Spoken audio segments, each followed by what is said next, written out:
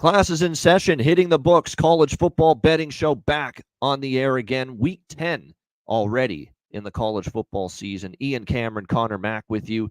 C-Mac, where's the season going? It's November this weekend, and we're already down to the final month of the regular season. This season, every year, flies by. Just goes so fast, and everything does. Just everything goes in. Except sometimes the summer can feel like a little bit of a drain to get to football. Bavano, dog days of summer with just baseball going on. But everything else, it just runs together and runs super fast, man. It's crazy. Yeah, it is crazy indeed. It was a very entertaining weekend again of college football, of course.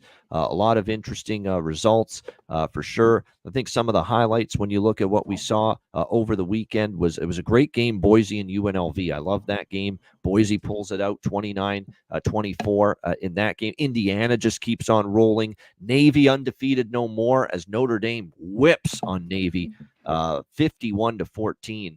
In that game. So Navy gets knocked out from the ranks of the undefeated.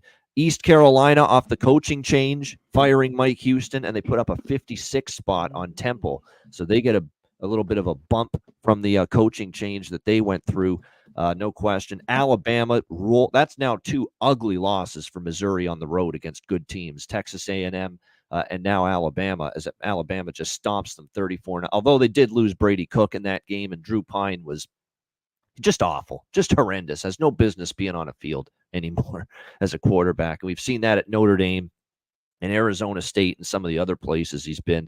BYU, man, they just keep on rolling, still undefeated. They beat UCF. That was one of the results that stood out over the weekend. Texas hangs on to beat Vanderbilt. There we go again, C-Mac. Vanderbilt is a dog. They've just been an ATM machine. Yeah, I had to take it. I'm glad I did. No doubt. All right, let's get into this week. Big slate. Let's get into it. We will begin with a trio of games on Tuesday night. I believe this is the final week of Conference USA Sunbelt games on the week through the week. I believe we go to Maction takes over on weeknights starting next week. But for this week, it's again a lot of Conference USA through the week, including New Mexico State and Florida International. FIU 9.5-point home favorites, 43.5 the total here in this game. You know my thoughts on FIU. I think they're an improving team, improving program. Last week, tough loss to solid Sam Houston team, 10-7, defensive battle.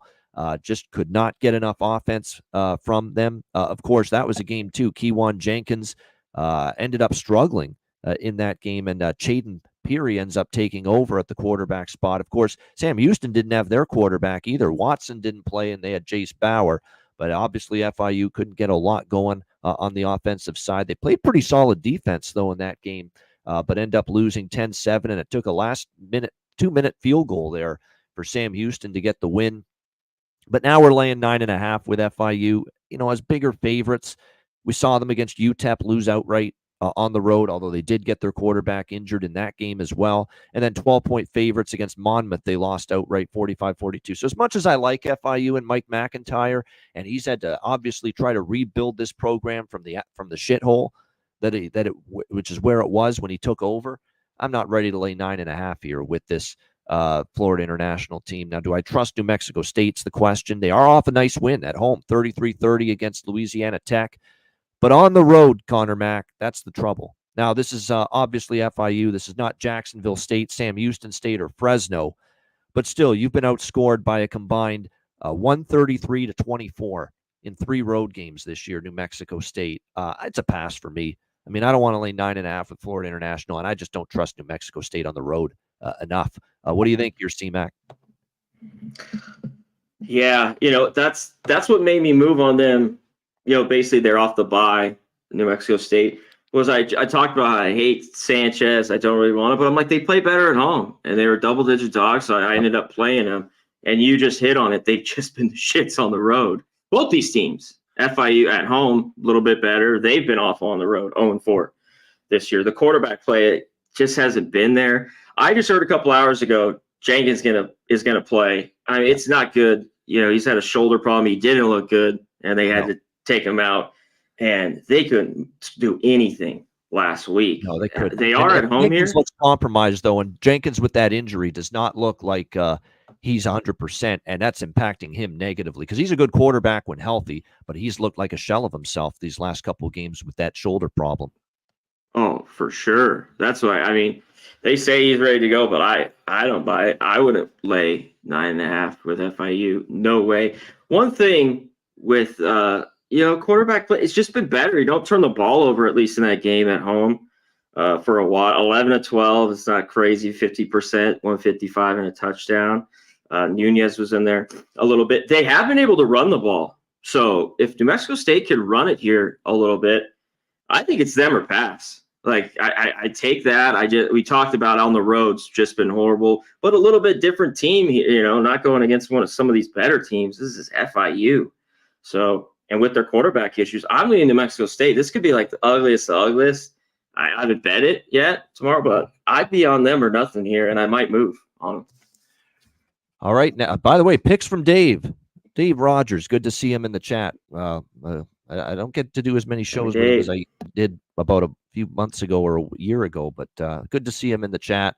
Dave, good to see you. And G. Martinez and everyone else as well. Yeah, that's why the show was a few minutes late. The Ice Guys now is at noon Eastern on Mondays, so I don't have to do it later.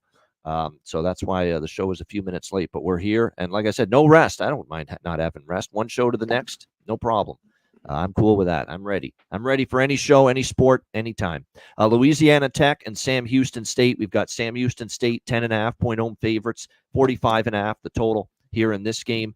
The key, as I always say on this show all year, C-Mac, if you're going to bet on or bet against Sam Houston State, what you want to know is how is the opponent as far as defending the run, because that's critical when you're facing Sam Houston State. They are a run-first offense with under Casey Keeler, the head coach.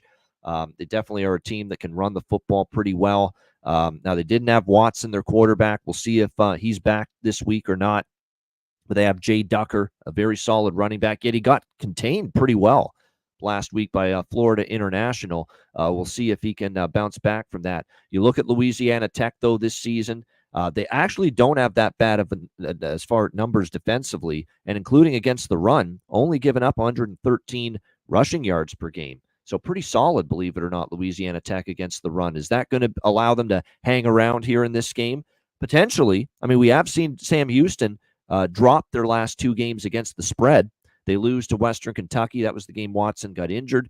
And then against FIU in a game they were without their quarterback, Hunter Watson. Jace Bauer played. 5-point favorites at FIU. They win by 3, and their offense is sputtered without Watson. So Watson doesn't go here. We'll have to wait and see, but I think the last I checked is they're optimistic that they will have him back in the fold here for this game. So keep an eye on this situation closer to kickoff tomorrow night on Tuesday when this game goes. On the flip side, we know that Louisiana, certainly on the offensive side, looks like Hunter Watson is probable. So that's a good sign here for Sam Houston. Definitely could use the shot in the arm, this offense, having him back. We know for Louisiana Tech that their offense, well, they changed play callers a few weeks ago, and they changed quarterbacks to Evan Bullock. And Evan Bullock's been solid. 3 starts, Middle Tennessee, New Mexico State, and UTEP. He has had 8 touchdown passes, no interceptions. He is taking care of the football as well for Louisiana Tech. So not only is he moving the football, throwing it well, but he has not made mistakes, and he has limited turnovers, and that is exactly what you want to see, given the fact that Louisiana Tech can stop the run a little bit.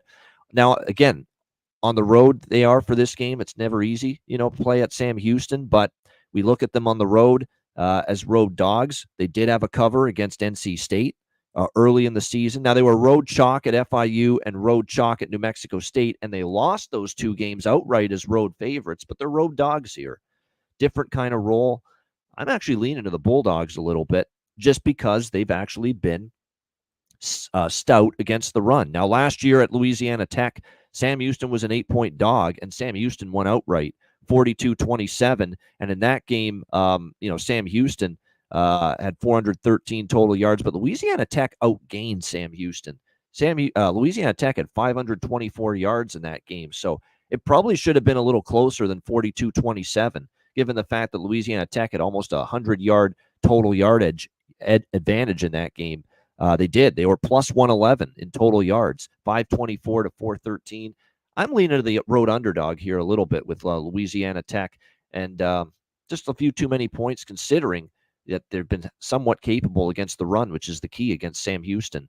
What do you think here in this one, C-Mac? La Tech, Sam Houston State. Yeah, I mean, let's get to La Tech. Can Bullock throw it here on the Sam Houston? The team's been pretty good against not good team like a La Tech against the pass. Yep. You know, they've been solid right around 200 yards per game. So can they be successful there? And it's been at times it's been trouble for La Tech to run it in some of these games. It hasn't been there, and even they've been down. And the big key here is just the weight on Watson.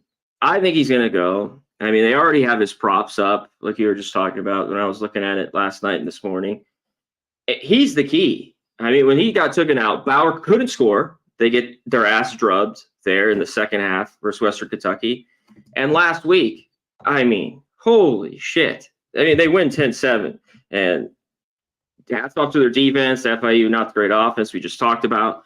But Bauer, if Bauer plays under, like, you know what I mean? I just think, let's say Watson doesn't go.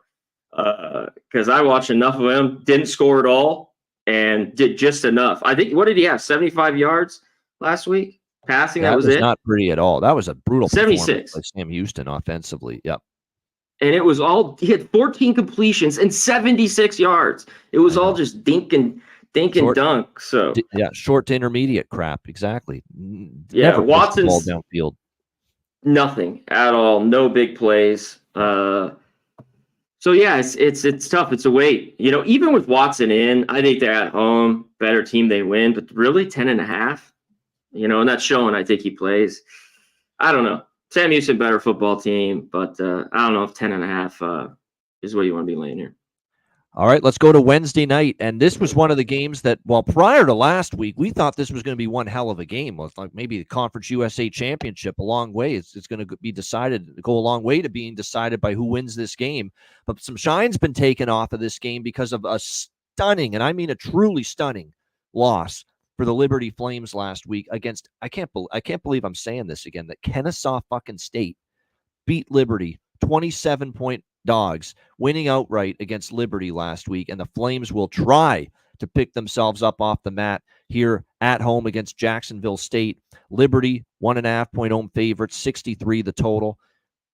This is a team that had not lost a regular season game last year or so far this year until last week against Kennesaw State. And of all teams to lose that first regular season game in 1.5 seasons, to lose it to Kennesaw State, I couldn't believe what I was watching. I could not believe that an offense that has been so bad all year, Kennesaw State, until last week, they put 5 points on the board against Middle Tennessee the week before. Middle Tennessee was at a terrible defense, and Kennesaw could put 5 stinking points on the board and could barely get a first down in that game. And then all of a sudden last week against Liberty, here they are essentially going up and down the field for most of that game against Liberty's defense. Davis Bryson was great. 4 incomplete passes on 20 pass attempts, 189 through the air, 1 touchdown. Suddenly they had some balance in the run game. They gave up 134 yards rushing to Kennesaw State, who couldn't run the football a lick most of the season. Where did that come from for Liberty's defense last week against such a horrid offensive team going into that game? Shocking. It truly was shocking. There's not a lot that shocks me anymore. Even that did shock me. 27-24, that Kennesaw offense that has done nothing this year, moves up and down the field, wins the game outright. That closed as high as 27-27.5 with Liberty as road favorites last week. I don't think it's an easy ask, C-Mac, for Liberty to just flip a switch and get their heads right again. I mean, that's the first loss in a year and a half, and it's to a lowly Kennesaw team. I don't think I want Liberty here. For me, I could only look at Jacksonville State. And the one thing about Jacksonville State is they beat this Liberty team, or the Liberty beat them up, I should say, last year, 31-13. Jacksonville State probably feels that this year they might be ready to take that step and beat Liberty. Let's keep in mind they've won 4 in a row. They've covered 4 in a row, Jacksonville State. I'm impressed with this Huff kid at quarterback. He's been absolutely terrific. You know what's amazing, too? They go like 3 or 4 deep at running back. They've got Trey Stewart. They've got Andrew Paul. They can bring in DeMarcus Lacey. They've got like 3 guys that can interchange at running back for Rich Rod, and they don't skip a beat. And they're able to just run the football. And now with Kennesaw that hasn't been able to run the football worth a tinker's fucking damn all year, all of a sudden running it on Liberty, why can't Jacksonville State's dominant ground game, it's been dominant during this win streak, have success here against Liberty? The question, I think, for me that determines this game, I think Jacksonville is going to score on Liberty. That I don't have much doubt about. The determining factor is what will Liberty offensively do against Jacksonville State, because let's be honest, they struggled against Kennesaw's defense to move. It was only late that they finally started to get some traction going. Salter was all right, but where was the ground game? You only had 37 rushing yards from Quentin Cooley, the great running back last week against Kennesaw State. That's not supposed to happen. So I've got questions about Liberty. Jacksonville State defensively, the one concern is they faced a lot of weak teams and weak offenses. You would think on paper Liberty is a better offense that they'll face here. I lean Jacksonville. I probably will sprinkle on the just on the money line. Never mind the +1.5. They can win this game on the road here in Liberty. I'm that down on Liberty after what happened last week that I could only look at JSU here on the road to win this game. I think I like the total though more. I like over. I mean, I don't see how Liberty's going to slow down Jacksonville State, but I think for Jacksonville State, like I said, defensively they've been good. But they have faced a lot of porous teams and a lot of porous offenses. And I think the one thing Liberty still can do here in this game is maybe move the football and score. And they did get into the 30s last year against Jacksonville State. So I like the over especially, but I could only look Jacksonville State for the side. CMAC, what do you think here? Jacksonville State, Liberty. Yeah, Jacksonville State last week. I mean, I thought the number was right there. And it ended up, I mean, if you got 41.5, you cashed, but if you got 42.5, you didn't. Yep. I mean, obviously a key number with their team total. Team total, yep. So their team total here is what I'd look at. I like the over too. How can you not? And I think they're still all right at 63. I think it could get over. I mean, even Liberty, because I've seen Liberty give up points, whether it's like New Mexico State, Kennesaw, which is this team couldn't break 14. I talked about on the show. They could barely get a first down the week before against Middle Tennessee. And that same team puts 27 on the board and wins outright against them last week. Unbelievable. But even when East Carolina was struggling, 24. FIU, not the greatest offense, 24. Jacksonville State. So their team totals, the 30.5 minus 130 there, or the 31.5 even money. Yeah, I think they want to, like, we're the better team. We struggled kind of early. Jacksonville State, we're finding our stuff. You talked about I missed his rushing prop the week before, and I was like, I should go back. So he runs for like 188 yards last week, whatever it was. But then I was kind of like, of course he did. He only has 55 and then 188. But he'll run plenty. And I thought that's why I took his rushing prop the week before. Like if he gets 15 carries, which he's been getting, like he's going to be in the 70s for sure, 80s. And he had a really big game. He's had a few really big games, and they have a bunch of running backs there. They should be able to move the ball. This Liberty team is just, I don't know. And you regroup? Do you think, like we talked about, how can you back a team that just doesn't give a shit, that's going through the motions last week as this huge favorite when they haven't covered all year? Do you want them now? They think that's the loss is woken them up? I mean, maybe. I got to see it to really believe it. And I think this is the wrong team that they've kind of lost to the last few years, because Liberty's been the best team. Really, last year, Jacksonville State beat him, but that was a long time ago. It was 2016.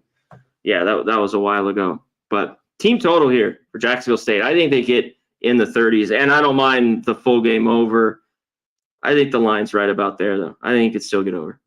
Don't lose sleep of the fact, too, that there's a massive strength of schedule advantage, too, here for well, I don't know about massive, but there's at least Jacksonville State has Louisville on their schedule. Jacksonville State played a pretty good Louisville team, at least. Liberty has played nobody, like absolutely nobody of any quality. So Jacksonville State, to me, like, and this reminds me of, people can't get enough of Liberty here, because Jacksonville State opened a 2-point road favorite. Liberty's favored now at home. I thought the odds makers were right to make Jacksonville State a road favorite initially. And it's a feeding frenzy now. Everyone loves Liberty. Bounce back spot. This reminds me of BYU versus UCF last week. People couldn't get enough of UCF. They were betting UCF like they knew the final score already. You know, that. Well, it's a little bit, they're going off the past. Yep. I believe, in this thing. And like UCF had too many hiccups this year where it was like Cincinnati at home, like few of these games where and if they couldn't get it running, like they couldn't get the ball going, and they didn't, well, they were fucked, and they were. So, yeah, I think we're just going off a little bit of the past and people thinking the bounce back of this Liberty team. Whereas I ended up, once it got to 3, I had to take BYU in that game. I just had to. I'm like, I know people say they're lucky and they're winning all these close games and they're due to lose, the do factor.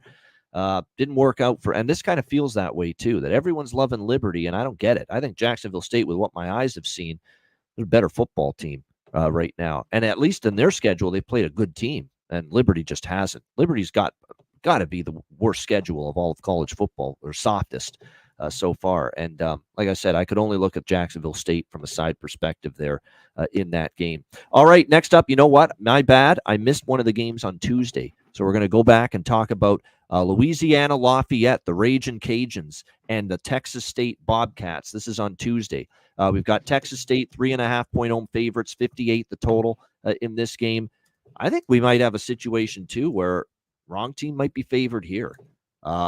Texas State was a team that I expected a lot of. I thought they could win this conference. I thought that they could compete maybe even for the playoff. That's how good I thought their roster was. And bringing in McLeod, obviously, at quarterback. And they have found ways to lose games, including, of course, at Old Dominion, 10.5-point favorites. They lose 24-14 in their last game. They have already lost to Sam Houston State as well a few weeks ago.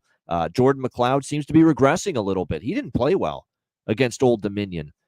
Barely 50% completions, more interceptions than touchdowns. They did run the ball well, but their defense continues to have some struggles. There's no question.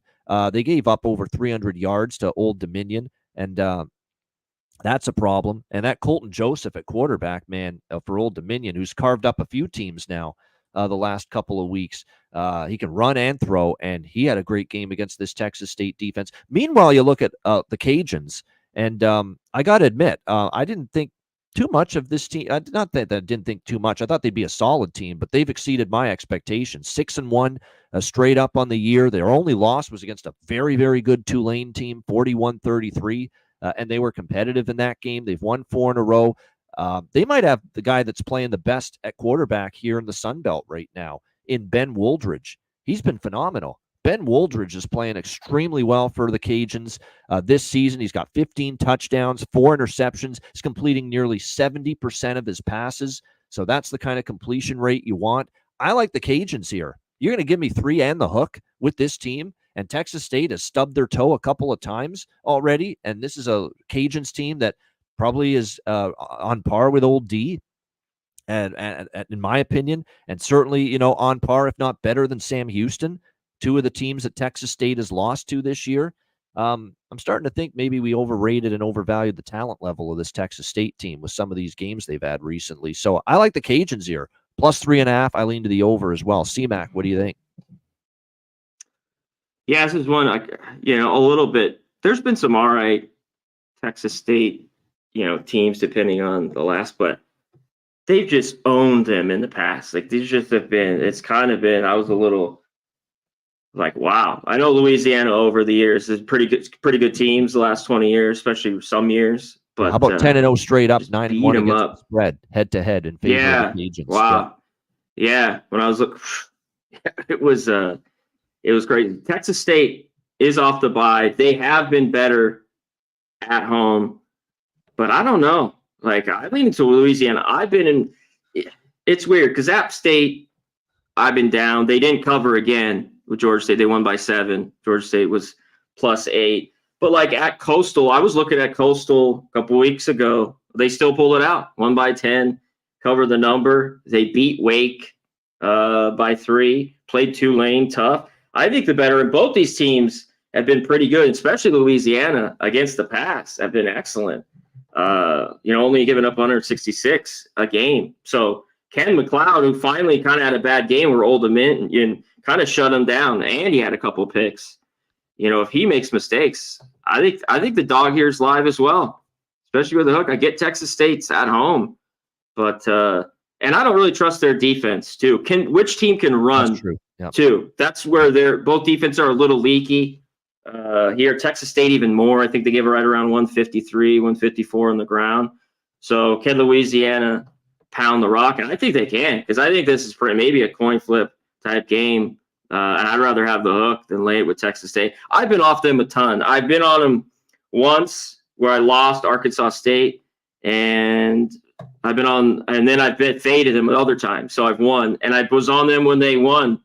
So I've been on mostly against Texas State except once, and I'd be against them here. I agree. I'd lean the points here with Louisiana. Yeah, we're in the agreement with that one. All right, back we go to Wednesday now. Kennesaw State, the team that pulled off one of the upsets of the season in college football. Based on the point spread, I think it's next to Northern Illinois, Notre Dame. Biggest upset of the year in college football. We've had a few big ones. Obviously, Vandy against Alabama. Obviously, Notre Dame, Northern Illinois takes the cake. But Kennesaw over Liberty was right up there last week. But is this the hangover spot? Is this the letdown spot? Is Kennesaw just all of a sudden flipped that switch last week? They're going to be a pretty competent team the rest of the way? Or was that a one-off? Was that a blip on the radar of an otherwise dismal season? That's the key thing you got to ask yourself here as they take on Western Kentucky. Hilltoppers, 24.5-point home favorites, 50.5 the total. I'm very conflicted because I've actually seen this in this conference. Team stinks. I remember Sam Houston last year. Team stunk early in the year.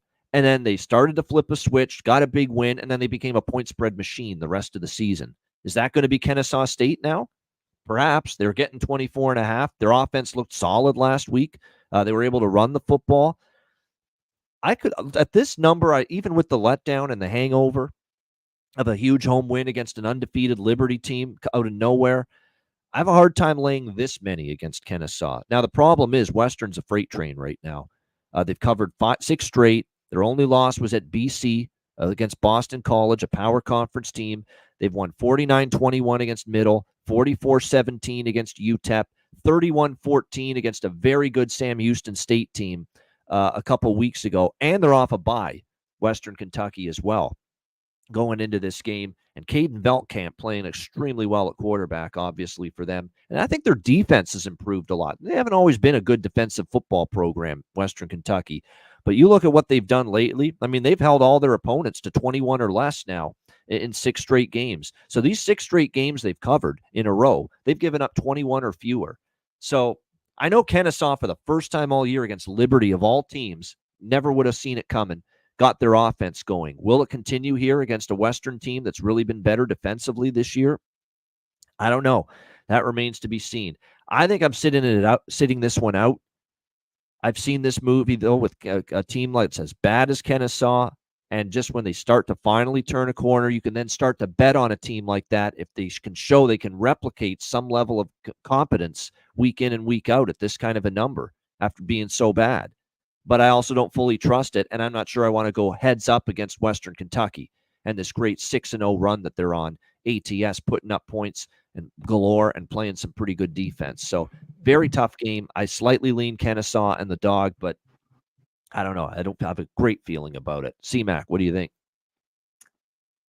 Yeah, it's when you get to these, a team like Western Kentucky's playing well, you mentioned, and 6 straight, 6-1 this year. ATS, just huge favorites, even here at home off the bye. It's like, do I really want to lay 24? They win this game, I think. But I think it's too many points. The thing is, we saw Vanderbilt, right? I know it's totally different conference, different teams, power conference teams and all that. But we saw Vanderbilt not have any letdown after they beat Alabama. Huge upset. And they came back the next week. They played Kentucky. They won outright. So keep that in mind. Here, too, can they go, on the road and do it here where Kennesaw, finally not only cover, but win a football game, which is just, shocking as all hell. They were able to run it. This offense still isn't very good, and the defense isn't great at all. So, but one thing is Kennesaw is horrible against the run. They have over 170 yards. Western Kentucky's been pretty good, but Veltkamp's where they want to or they want to do their damage. I think if you like Western Kentucky, maybe early, first half, or maybe their team total if you don't want to lay this many points. Because the one thing I think Kennesaw could hang around, it's just, do they score enough? I mean, we have a total of 50. This isn't crazy high. My problem with them before they played this Liberty team that's in funk was, can they score? And they got 24 kind of late. I mean, they scored 24 points for Jacksonville because I had just seen them dating back to last year and this year. They couldn't get more than 2 touchdowns. It just wasn't happening in a game. That's how dreadful the offense. So maybe it's turning around a little bit. Yeah, I don't know. The road thing here is kind of where I don't love this, but I think they could maybe sneak in here in this number. It's just Western Kentucky want to put a 50 spot on them. Yep. Here, that's just it. Yeah, that's definitely what you have to ask yourself for sure. Are they going to have that focus to put the pedal to the metal in this game? That's going to be the big question when it's all said and done. Like I said, very interesting spot here with these two teams. And like I say, is Kennesaw, was it a blip? Was it just a one-off and they're going to get absolutely steamrolled? Keep in mind, they have not lost a game on the road, Kennesaw State, by more than this 24.5 number. That is something worth mentioning. Yeah, this year, right? This year, yeah. I think their biggest road loss as far as margin is concerned was like 16 24. Yeah. Against Louisiana? Was that the 7th? Yeah, I think that might have been the one. Yeah, 34. There you go. So they haven't lost by more than 24 on the road this year. So keep that in mind. All right, Thursday night, there's only one game, Tulane and Charlotte. Tulane, 16.5-point road favorites, 55.5 being the total in this game. We'll have to see how it plays out between these two teams. But keep in mind, for Charlotte, it is worth noting that the Charlotte 49ers, they did have a quarterback injury to Max Brown, the Florida transfer, in their last game. And we'll have to see what his status is going to be moving forward. But like I said, we'll have to see if he – oh, no, it wasn't an injury, sorry. He got benched against Memphis at halftime of that game. The Purdy guy came in, right? Yeah. I see that both quarterbacks played because I did see Purdy, but I had that game on just briefly, and then I went back to it Saturday, and then Purdy was in. I just assumed it was an injury. I didn't hear why Brown was out. I assumed it was an injury, but no, it was a benching. It was performance-related. He was terrible, apparently, in the first half against Memphis, and they went to Purdy. So who will it be? Where's Biff Poggi going to go with his quarterback here? Max Brown or Deshaun Purdy? Both of them played. We'll have to wait and see. Charlotte's been actually very feisty here the last few games. They've been starting to cover some numbers, hanging games. They had the blowout win at home against East Carolina. They covered and won outright against Rice. Navy, obviously, they had a tough day. Triple option, or not triple option, but their hybrid offense, elements of triple option, elements of other types of offenses, very difficult to prep for. But against Memphis, 17-point dogs, they were in that game pretty much start to finish. Now, they did give up over 400 yards to Memphis. That's a very good offensive team, and this is probably an even better offensive team, Tulane. So I do worry a little about the Charlotte defense here in this game. I like the over for sure. I think Tulane is going to put up points. They're that good. I mean, I like Mensa.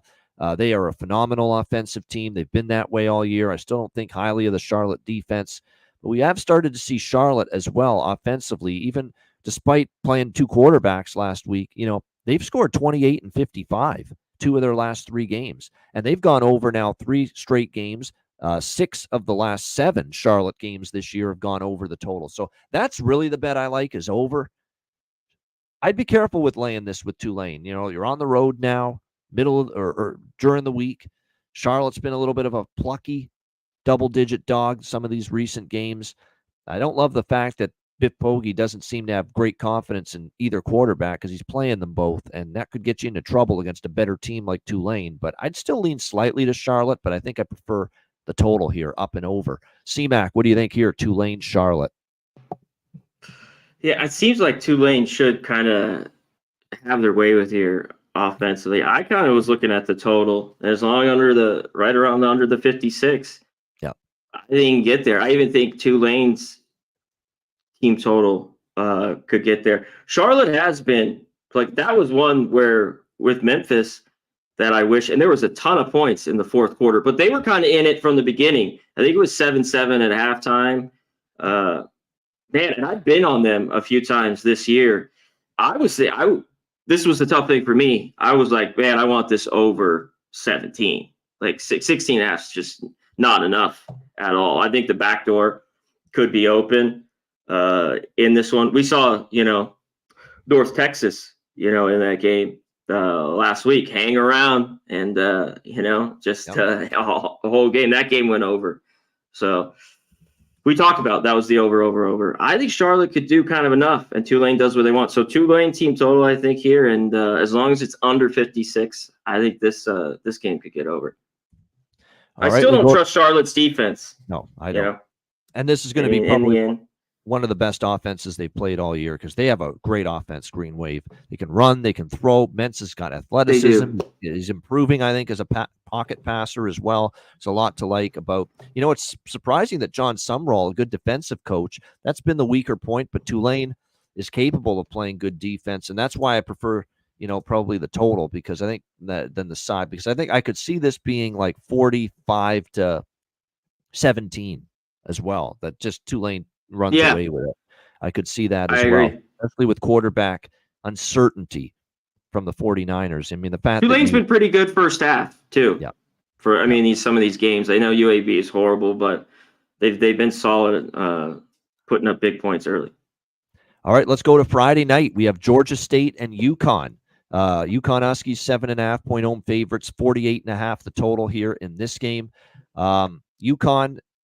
Clearly not a team we're ready to trust yet as favorites. And depending on what number you got, if you got 7 or better, you pushed or won with Rice. And if you got 6.5 or better with Yukon, you won. But it was still right around the number. They get a 17-10 win over Rice. Remember, before that, when they were bigger favorites against Temple, they only won by 9. We'll have to see how this one plays out. But Yukon, they've got Nick Evers back at quarterback. Still only completed 9 passes on 24 attempts. The good news, the run game with Darrell Robinson worked, and that's the critical element moving forward. Yukon has to have some semblance of run game because I don't think the quarterback is good enough to carry the team offensively by himself. And Georgia State has had problems stopping the run, so that does concern me a little bit here against Yukon. But I'll say this about Georgia State. They made a quarterback change recently. They started the year with the Canadian Christian Veillere as quarterback. He got benched against Marshall. Zach Gibson took over, and that's when Georgia State got back into the game against Marshall and ended up making it interesting, even though they fell 35-20. And then they went back to Gibson last week at quarterback against App State, and it was pretty much a game they could have won, Georgia State, but they fell short. They did cover, though, as 7.5-point dogs, 33-26 in that game. That's still a pretty weak defense. This total might be, if Yukon can run the ball, this total might get up and over because if, again, Yukon to have success offensively, they've got to be able to run the ball. They might be able to, but Gibson has given Georgia State a shot in the arm, I think, from a quarterback standpoint. And I like the way the offense is, the trajectory of the offense since he's taken over. They've looked better. They've got definitely more of a downfield attack now as well with him at the quarterback spot. And it's clearly his job now. He's won it with the way he's played the last 2 weeks for the Panthers. I took plus 7.5, the same number with Georgia State last week, and I'm tempted to take him again here with 7 in the hook. C-Mac, what do you think? I think it'll be close. Look, with Georgia State, I talked about one thing where I got to have a little bit smaller bet is App State had just killed them. But the game was close. They had to score a touchdown late 2-point conversion, and Georgia State still covered there. In the week before, the game got over, Babano, but the horrible run defense gave up that late touchdown to Marshall with, I don't know what it was. It's 30. How do you give that up against Marshall 2 weeks ago? I remember that too. Yeah.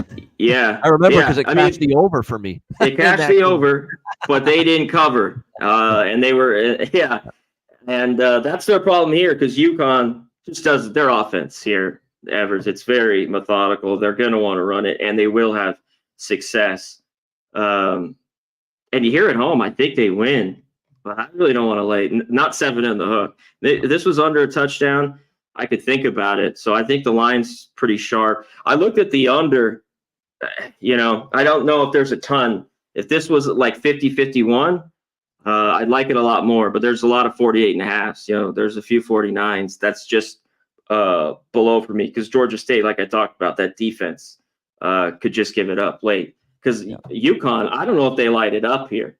Like their offense, like could they get in the 30s in this game? Maybe, but they've consistently, been in the 20s. Like shocking, I remember that game, the Buffalo game early on where they beat them down at home. But I worry something like that could happen. So I'm going to be off in this one. I don't blame the Georgia State. Well, that's 2 weeks. They probably should have covered. Don't. And then last week they sneak. They cover. I think this game could be close. So I don't mind it. All right, we go to Battle of Florida here. South Florida and Florida Atlantic. We've got South Florida 2.5-point road favorites, 52.5 being the total here in this game. Obviously, when you look at these two teams, both of them off bye weeks. Florida Atlantic off a 38-24 loss to UTSA in their last game before the bye week. Cam Fancher hasn't been great this year, and that's putting it mildly at the quarterback spot. He's only completing 61% of his passes, 5 touchdowns, 6 interceptions. It's not the ratio you want. This is the new Grant Wells, the guy that just never gets any better at the quarterback spot. And we're seeing that for Cam Fancher here for Florida Atlantic. He just has not improved very much at all. He can run a little bit, but throwing the ball, I mean, it's just too erratic for my liking. It's not what I'm looking for from the quarterback position by any stretch of the imagination.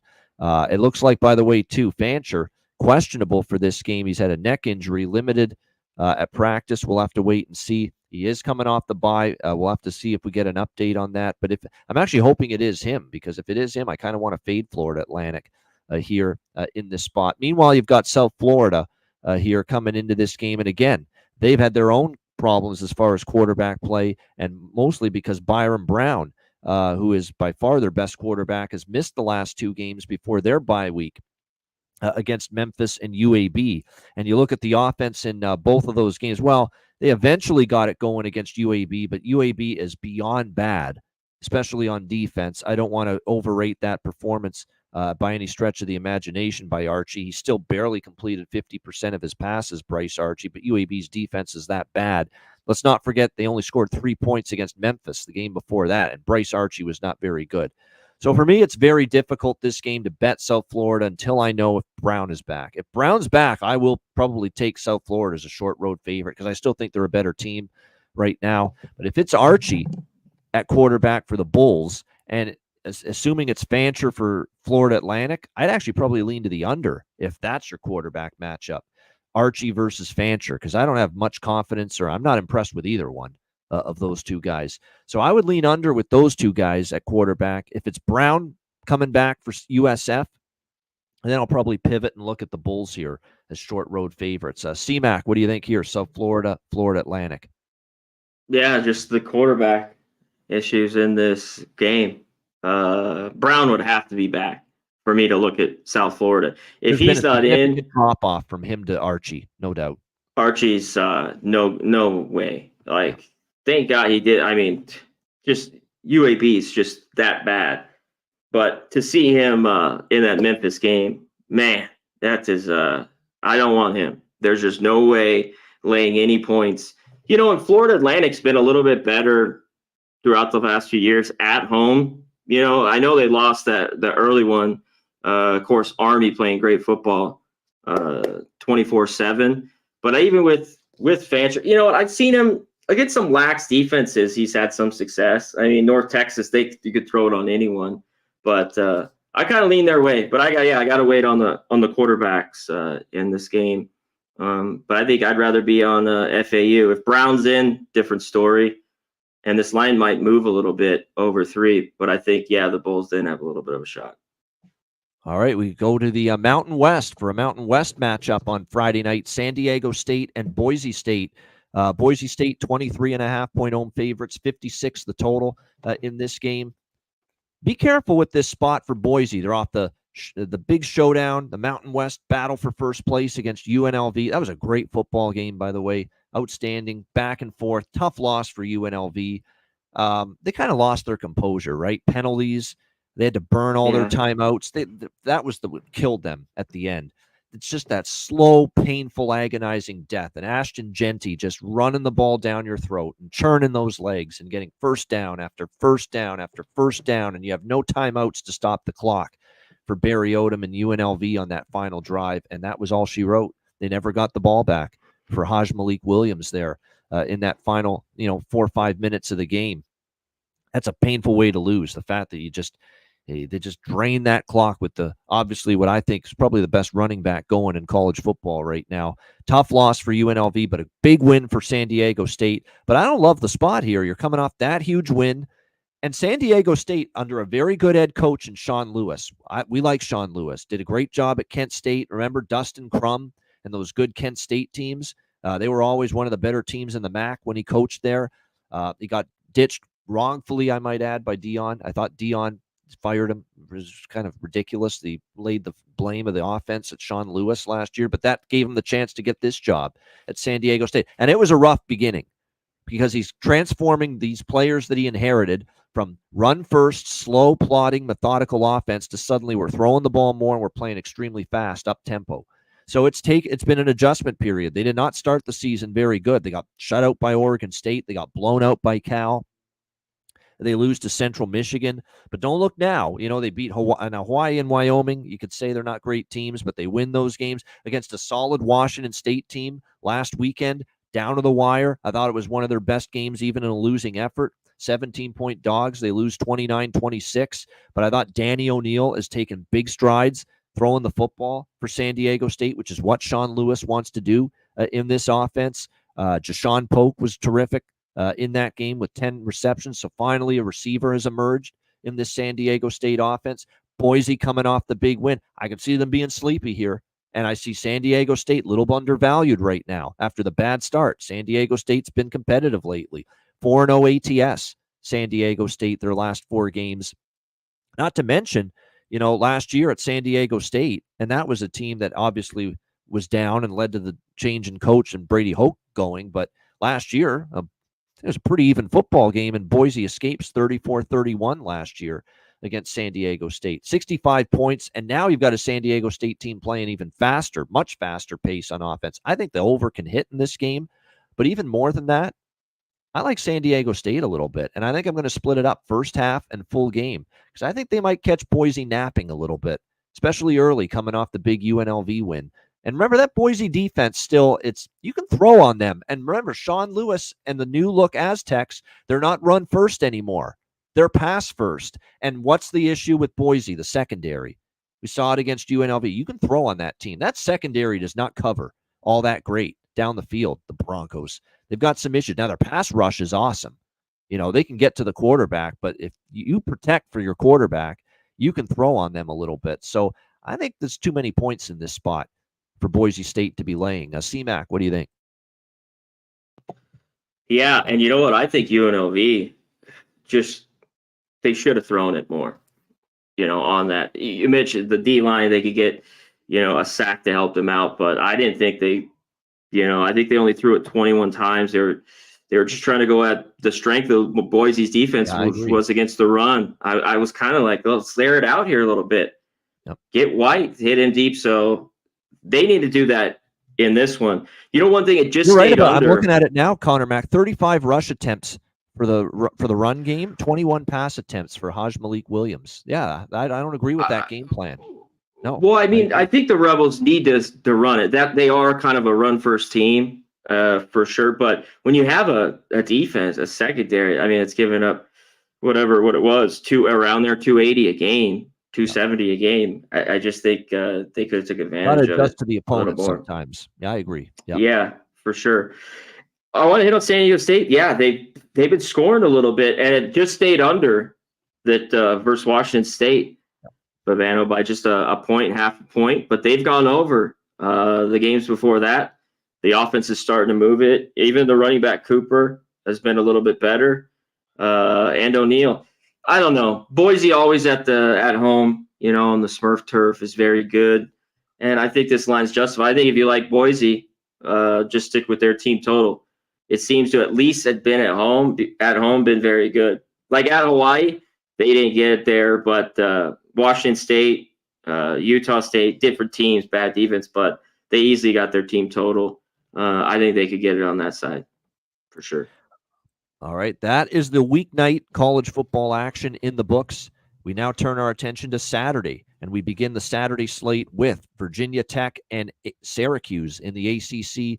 Virginia Tech 4-point road favorites at the Carrier Dome. The total in this one, 53.5. I don't care what sponsor fucking company they call it. It's the Carrier Dome to me. It will always be the Carrier Dome to me. Syracuse. As far as this game goes, what happened to Syracuse? I couldn't believe what I was watching from Kyle McCord. Kyle McCord, we've sung the praises of him. He's had a great season. What the hell was that against Pittsburgh last week? 3 pick sixes, not just 3 interceptions, 3 pick sixes in one game from Kyle McCord. Just a disaster, a nightmare night for a guy that's actually played pretty well this season. Now, we know he's better than that because he's actually had a pretty solid. He was good enough to beat UNLV on the road, played great. You know, he's better than that. I think it was just one of those nights. It was a bad night on the road. Plus, it was their 3rd straight road game, and it looked like they hit a wall, Syracuse. They played like it. They just had nothing against Pitt. Nothing on defense. Pitt went up and down the field against them. And then on offense, it was the worst game of the year for Kyle McCord. But now they're back at home, and you'd think they're going to play a lot better. But I don't know if it's good enough, A.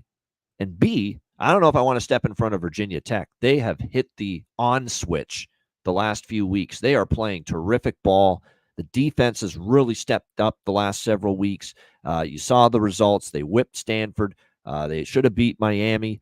They obviously take down Georgia Tech last week, although Georgia Tech playing without their top quarterback, Haynes King. But nevertheless, they're revving up Virginia Tech. They're playing some really good football, 4 straight covers. They beat down BC as well, Boston College. Let's not forget that. They're playing really good football right now. There's no doubt. Drones has been better each week. Tutton running the ball. The defense is getting better by the week. Syracuse has been good at home at times. They're going to want to bounce back spot here. But I don't know if I want to step in front of the Hokies right now, Connor Mack. They're playing that well. What do you think here, Virginia Tech, Syracuse? Yeah, with Virginia Tech, I mean, how do you take it? You go on the road, you win. You know what I mean? Even though the tough loss to Miami, then they just take care of Stanford. BC has a meltdown. And then you have the backup with Georgia Tech. Well, I got to give them a little credit. You know, I think they are playing well. But back on the road here, you mentioned, I think Syracuse just, shit just rolls downhill. Yeah, 3rd straight road game. I'm just pick. I think McCord will be a lot better. And once you build that lead, you know, they didn't have to do anything. And again, it's been in some Syracuse games. Penalties were bad. They weren't very good again there. But they're back here at home. And I think everyone's going to want to jump off because of that game. That's where I want them. I was glad I didn't take them against Pitt. And real quick to look at the box score, because you go up just 21-0, then Pitt just has to hand it off. And he threw a few more picks than that. So it just looks so weird because they're coming from behind, didn't really do anything. But the stats are just look totally different, you know, when you look at it, you know, through that lens. But yeah, I think this is as much as Vautech has been very, very good. I think everyone doesn't want Syracuse, and McCord will be better, I think, especially at home. It is the Carrier Dome. All right, it is. No, you can still call it that, whatever the hell they call it now. But yeah, I'm interested in Syracuse here, +4, and I got a lot of love for Virginia Tech. But yeah, they got to go on the road here, win by a touchdown. Yeah, I like Q's. I think it's a Q spot. I agree with you there. It is a Q spot. I think they'll be better. Will it be enough is going to be the question. I will say will it be? Tutton's been good. The defense has been very good for Virginia Tech. You know, they got all those turnovers. In BC, they were good against the backup last week. Georgia Tech couldn't score. They've been playing very well. I will say this, and look, that Old Dominion win looks even a lot better now. And the Vanderbilt loss, which everyone was panicking, that first loss of the year to Vanderbilt for Virginia Tech. What the fuck? Yeah. Virginia Tech's supposed to be this great team, losing to Vanderbilt. Well, it turns out Vanderbilt's a lot better than people think. They beat Alabama, they beat Kentucky, they almost beat Missouri, and they almost beat mighty Texas this past weekend. So that's not a bad loss anymore for Virginia Tech, losing to Vanderbilt that first game. And the Old Dominion win looks even better now because Old Dominion's been really good this season lately, especially lately. And they went there and they won 37-17. So it's tough for me to go against Virginia Tech, but I hear what you're saying. This feels like certainly a buy low spot on Syracuse coming off their worst game of the year. They've been pretty solid at home. If you look at Syracuse at home, they did lose to Stanford, but they were 9-point favorites. They did beat Georgia Tech at home. Let's not forget that early in the season with Haynes King, obviously. So, yeah, definitely from a spot perspective, there's reasons you could maybe get there with Syracuse here. All right, Louisville and Clemson. We've got Clemson 10.5-point home favorites. The total in this game sitting at currently 61, pretty much across the board. You look at Clemson, and obviously everything's in front of Clemson. They're still a team that coming into this game, they could accomplish anything they want to, and got to give them credit because a lot of people said, Clemson going to have that down season maybe again this year for Dabo Swinney after getting blown out by Georgia that first game of the year. And obviously they haven't lost since then. 6-1. They've been putting up points galore. It's been pretty incredible to see how this offense has just all of a sudden come to life. Cade Klubnik throwing the ball. The offensive lines played extremely well. Phil Maffa running the ball. And all of a sudden, TJ Moore, Troy Stellato, Antonio Williams, the tight end, Jake Brenningstool. Suddenly you've got some weapons here for Clemson as well on the offensive side. And that's been key. I mean, their offense is clearly, that was just a one-off against Georgia that the offense struggled. They haven't been stopped really ever since then. I'm not sure Louisville's the defense that's going to stop them. Louisville against good offenses this year, CMAC, that's their problem. They give up 31 to Riley Leonard and Notre Dame, 34 to Kevin Jennings and SMU, 52 to Miami a couple of weeks ago. Anytime they played a good offense, Louisville, they've been ripped. They've been carved. So that's the concern I have here. This is a night game, Saturday in Death Valley here, Clemson. This is actually, I lean to the favorite here, Clemson, a little bit in this game. I don't know about laying 10.5, but I just worry where the stop's going to come from for Louisville when they have not. Yeah. They have not stopped any of the good offenses they've played. Notre Dame, Miami, and of course also SMU shredded them as well with Jennings. So I think it's one of those games where I lean to the favorite and or a Clemson team total over, and I like the full game over 61. I do think Clemson's defense, now they did give up 31 points to Virginia in their last game, and then they played Wake, they played Florida State, they played Stanford. It's not like they've played a ton of phenomenal passing attacks and great offenses. And if you look at Clemson's defensive numbers this season so far to this point, they have been weaker against the pass. And the strength of Louisville is Tyler Shuck throwing the ball. They're a little bit better of a passing team than a run team, Louisville. So I think Louisville can chip in here and help this game over 61. What do you think here, CMAC, Louisville, Clemson? Yeah, I think the total, I think it could creep over. Louisville, their defense is very good. Look, they did enough to come back and win, though, last week, and get some things stops there and have a big fourth quarter. But Shuck does what he did. I mean, he threw for 322, a couple touchdowns, of course, a couple picks. Brown was all right. I think they could move it. They haven't beaten Clemson, though. This is just Clemson's just owned them for years and years and years. And I don't know if this is a team that can go in there and win, at all. At night, right here? Is this a night game? It is night game in Clemson. That matters. These places like Clemson, LSU, really any college football stadium, Happy Valley, especially when they're old at night, big house. You get it at night. It's a difference maker. Yep. Yeah, it is. So I think Clemson. Yeah, I think Clemson wins here. I kind of lean to them as well for their team total. It feels like they could get out to maybe a lead, maybe them even first half, and Louisville kind of maybe score some junk points late. I just can't get on Louisville as a dog. I can't do it. I don't think the defense is very good. Now, Shuck can make some really big plays. They can hang around. They do have some of the athletes. We saw it against Miami, even though I think Miami, they have their own issues, even though how good their offense is. Yeah. So, yeah, I think Clemson wins here. Yeah, I lean Clemson, more so team total, I think, with Clemson than the spread. I think you can get there. Yep. The team total is going to be right around 35, right? Yeah. I'm guessing. Yes, it should be around that. As 35 far as and a let me half. just see, with the team. Is it posted yet? No, it's in my line. It'll be around then. That kind of Yeah, it'll number be for around sure. that because they're 11-point favorites. So yeah. Yeah. There's no doubt. As far as the spread is as far as the team total is concerned, it'll be around that 5 touchdown range. All right. Yeah, and I like because Louisville and SMU flew over the total. Louisville and Miami flew over the total, and that's why I think this one can probably get up and over. I had the BC over. I got over. You did. Exactly. That's a rough defense. I mean, Castellanos and BC were going up and down in the first half against especially them. early. Yeah. That game. Yeah. But then they did make their adjustments. Credit to them. But this is going to be a better offense here with the way Klubnik and those boys from Clemson have got it going right now. All right. Arizona and UCF. We've got UCF 6-point home favorites, 56 the total. I mean, for me, it's Arizona or pass. I'm not laying points with UCF. It's not a chance. Saw it again last week. Defense is getting ripped.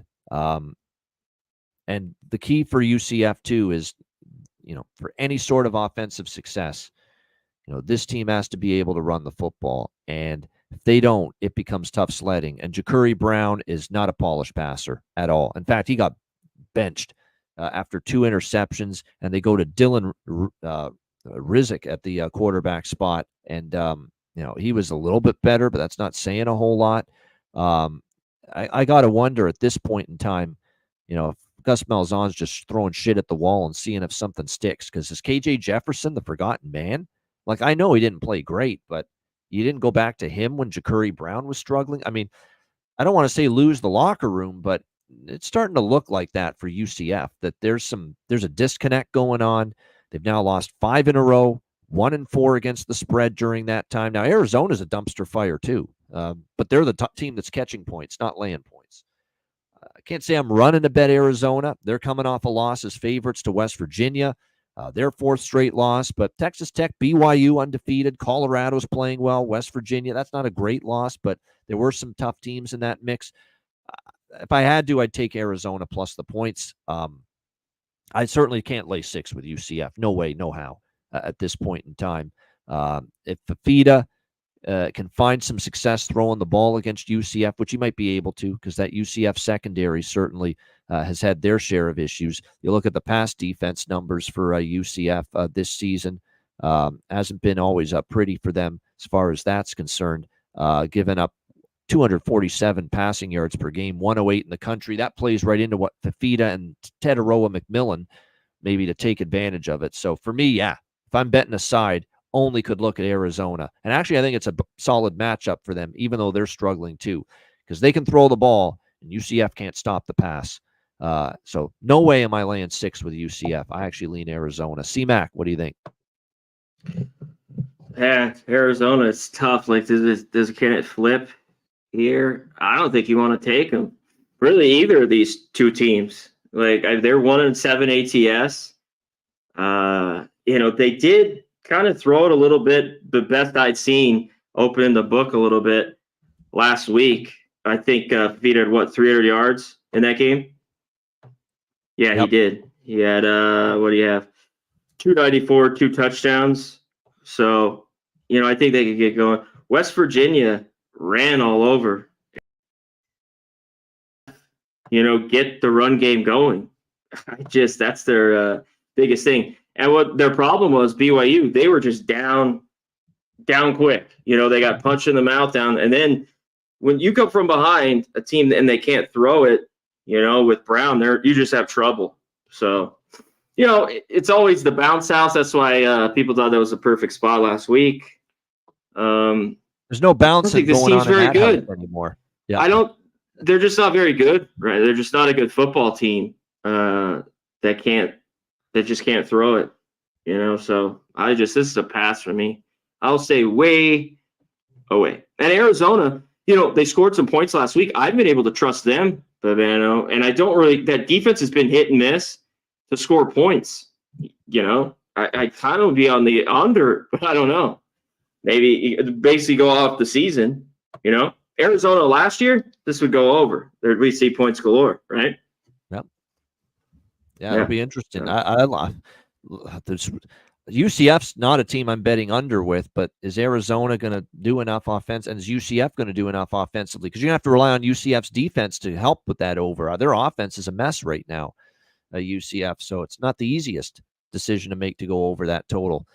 Vanderbilt, Auburn. We've got Auburn 7-point home favorites, 48 the total. You know what I'm doing here. We're coming back to our underdog machine that is Vanderbilt. +7 here in this game. They're just 5-0 now against the spread as a dog. Incredible numbers in this role. They beat Virginia Tech outright.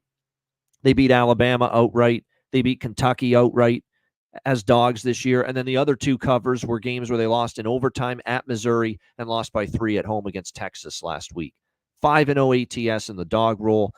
Auburn's not good enough to be laying a full touchdown. I know it's in Auburn, but to be laying a full touchdown against this solid Vandy team with Diego Pavia at quarterback. Diego Pavia, the better quarterback, is on Vanderbilt's team, not Auburn, going into this game. I know Auburn's defense is pretty decent. It's capable. They had a good game last week against Kentucky, but Kentucky's offense is sketchy, to say the least. I'm not putting too much stock into that. Vandy all the way for me, +7. It wouldn't even shock me if they win outright like they did at Kentucky a few weeks ago. CMAC, Vanderbilt, Auburn. And they were in it. You know what's been better? Not only Pavia, all this credit, is, Vandy's defense is better. That's what's kept them. And nuts out last week against a very good Texas offense. I agree. Yes. Yeah, they've got some turnovers, and Pavia, it was all right. Of course, he makes plays. He still had 67 yards on the ground, but, he had a couple of picks, but they were in that game. They see the whole way. I mean, time possession was the same. Auburn had a big win, I think, versus Kentucky. I can't back Thorne. These are, two quarterbacks. Auburn's been a little bit better at home. I like the under a little bit. I just don't see a ton of points in this game. I think if Auburn wants to win it, they got to keep it on the ground with Hunter, who had a huge game. He was huge against Kentucky. Did he have over 250 yards, Savannah? I believe he did. I think he had a really Thorne was decent, but again, the key for Auburn was, you're right, Jarquez Hunter at 278 on the ground against Kentucky. 78 and 2 touchdowns. Yeah. Yeah, he had a great game. And Kentucky was up early. They kind of shut the door. They were up 10-0 and didn't score again. So I think this Auburn defense is playing better. I think we get a good tight game. You know me, especially with the 7. The 6.5, I was you get a 7? Yeah. Vandy here, but I'm looking at the under in this game as well at 48.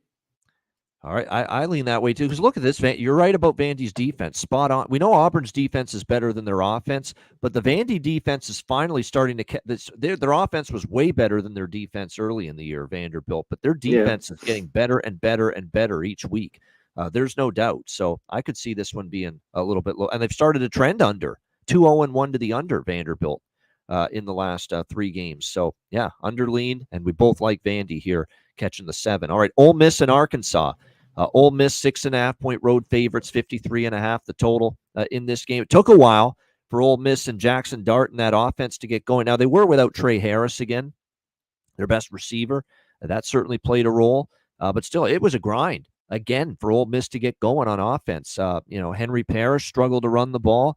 Again, without their best receiver, Trey Harris, they had to rely on Caden Priestcorn, Jordan Watkins, and some other targets. And again, for a large part of that game, here we are again with Lane Kiffin, man, and his offenses. When they face a physical, tough defensive front, man, it's a grind for them. Like, it reminds me of the Kentucky game. Like Oklahoma, the one thing that Oklahoma still has a pretty decent defensive front, and they did not make it easy. And Ole Miss struggles against physicality. And their offense did that again for a large part against Oklahoma. The question is, can Arkansas be trusted to bring that physicality here in this game? They're off a 58-25 shellacking victory over Mississippi State. They lost 34-10 to LSU before that. They lost by 4 at A&M. They lost to Oklahoma State. This is a tricky one because I don't think I can trust Ole Miss as a decent-sized favorite again. Other than at South Carolina, 27-3. They lost outright to Kentucky as a double-digit favorite. They lost outright as favorites at LSU and blew the game in the fourth quarter and lost in overtime. And then they never sniffed a point spread cover against Oklahoma last week, which just got drilled by South Carolina the week before. So I don't really think I want to lay 6.5 here with Ole Miss on the road, but can I trust Arkansas enough? I'm leaning a bit to the Hogs here as a home dog, but I'm on the fence whether I bet it. C-Mac, what do you think?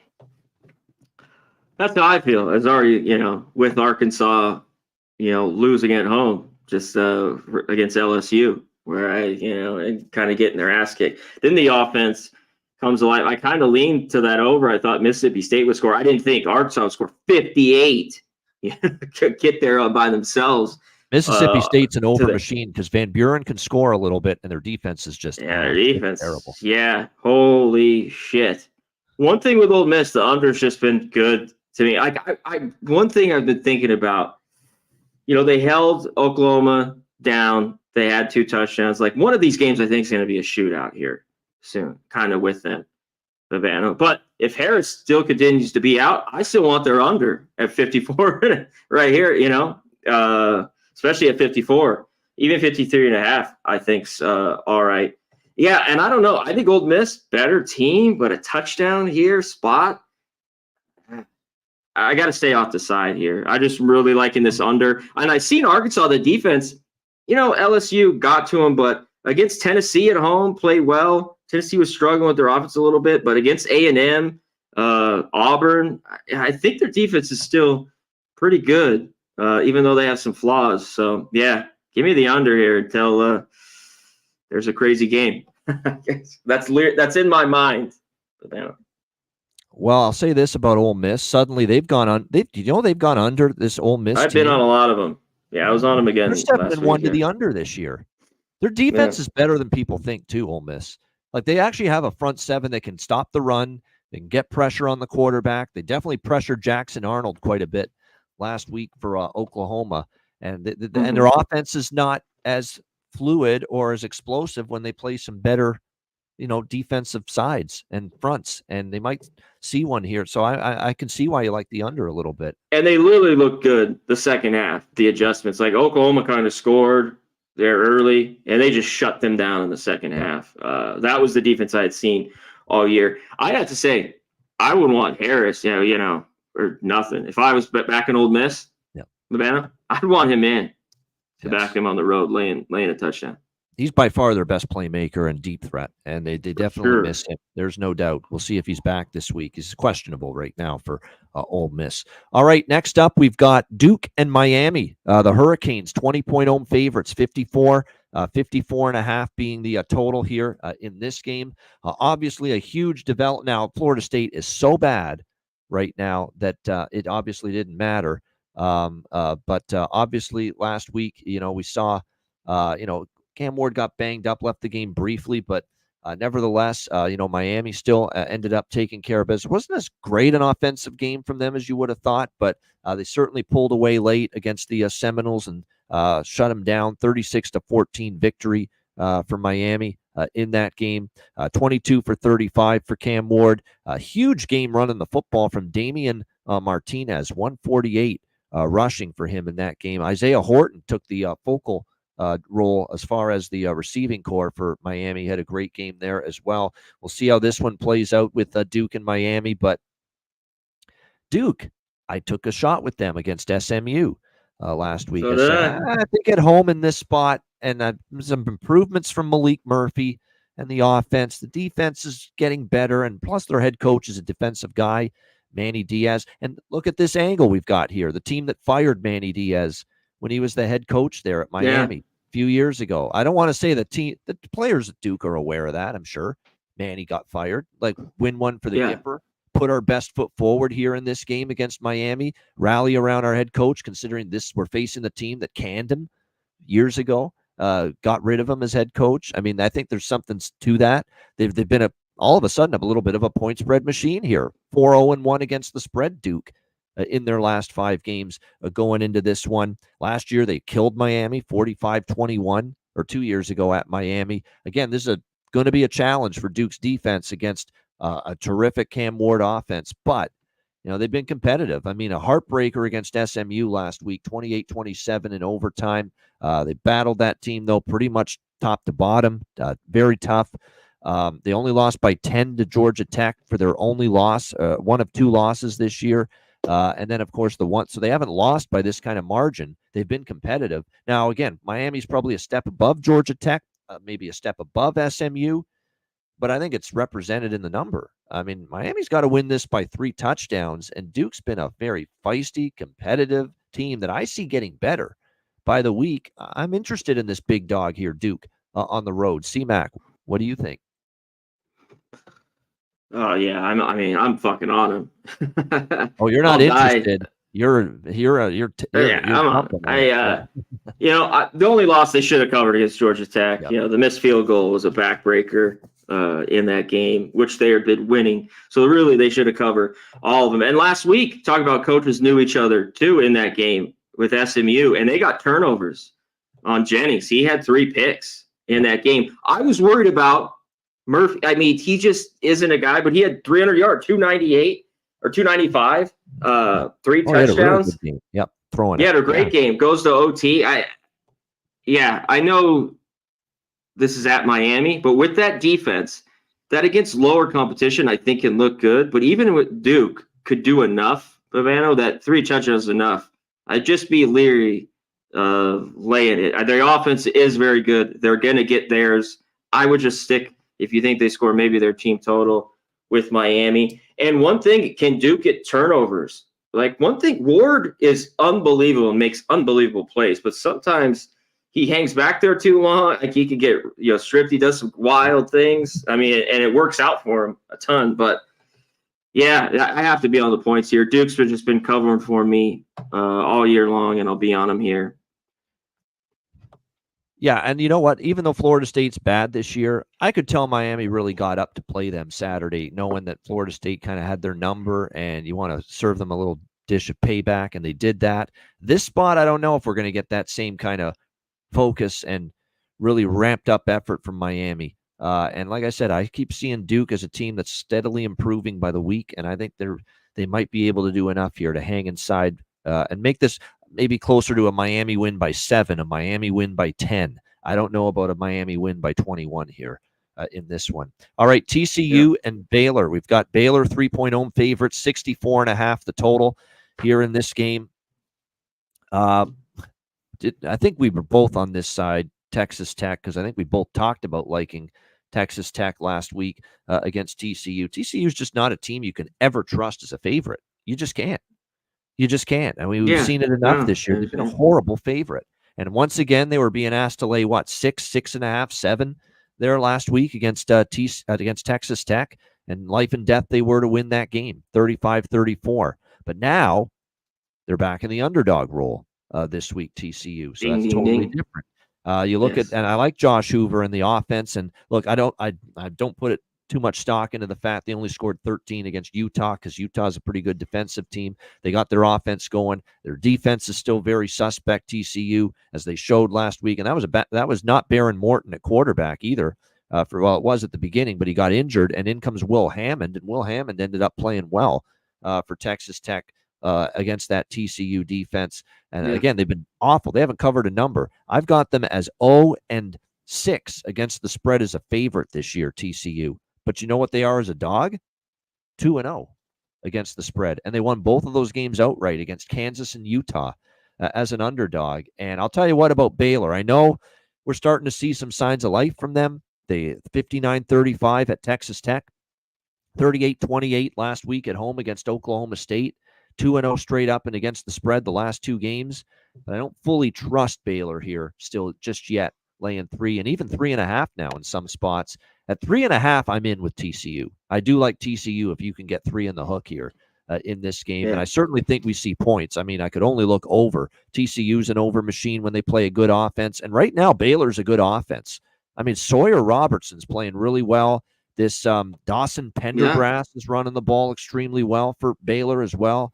A couple of receivers have stepped up. TCU's defense still not good. But I think Hoover and the Horned Frogs offense can move this ball against Baylor on the defensive side. Not to mention, TCU put up 42 last year and beat Baylor 42-17 in that game. And Hoover had 412 passing yards against Baylor last year for TCU. So I'm looking at TCU plus 3.5 over the total as well. C-Mac, what do you think?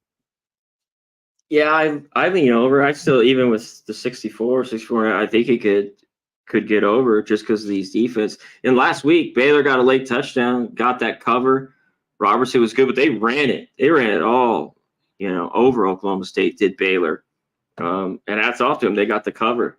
That was a game I'm glad I kind of stayed off. TCU, this has been a problem for Baylor, even when they've had good teams. TCU is just bad matchup. I don't know what it is. I'm on the 3. I think take TCU money line here as well. But man, no, this is where I want them. Every time they're laying points with that defense, it's like, oh hell, No way. no, yeah. But now I think, they're getting 3. We talked about Hoover. The offense can move it. Their defense is very good. This seems like one that's going to go down to the wire. The TCU, they haven't mind going to Waco, to Baylor either, and kicking their ass. So TCU here, lean over.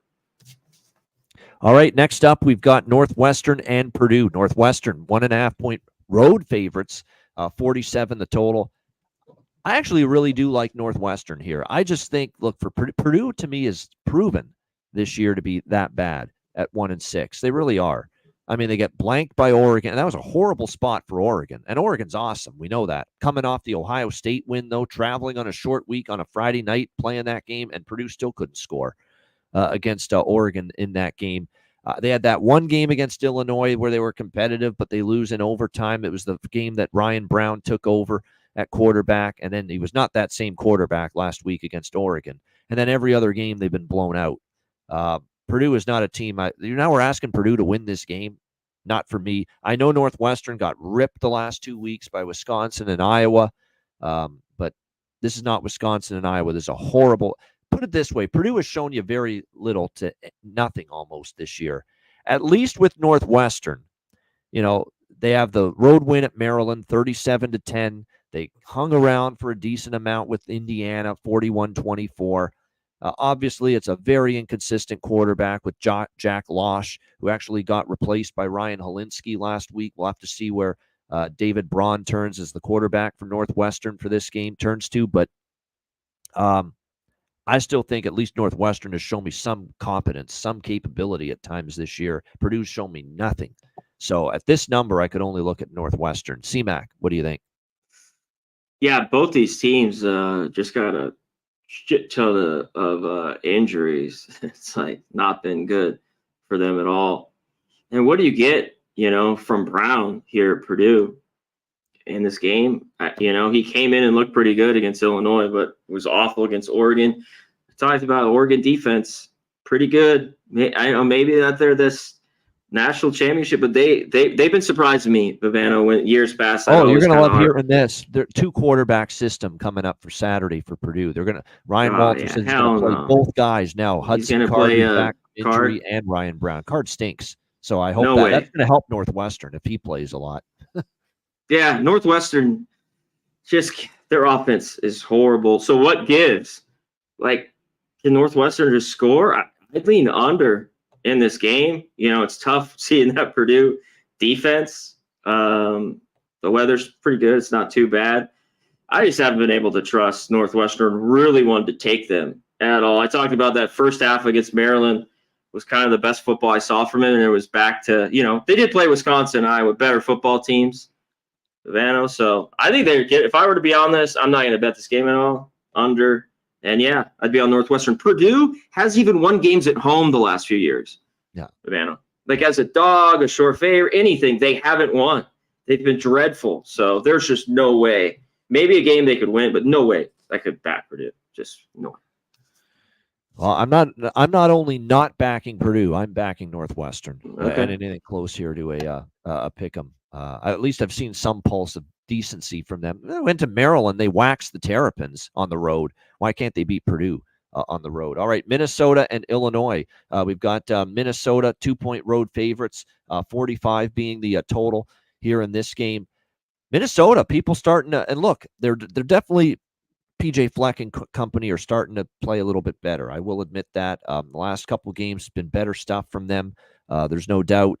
They're now 5-3 on the season, 3 straight wins against USC, UCLA, dominant blowout win against Maryland, although that was a bad spot for Maryland.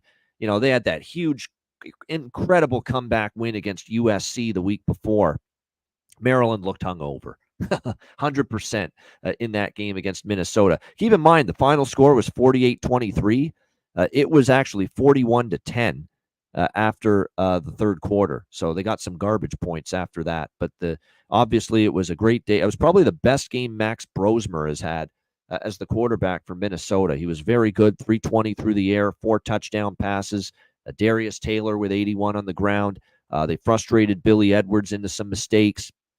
MJ Morris finished the game in garbage time. They shut down the run game. Roman Hemby couldn't get anything going running the football for Maryland in that game.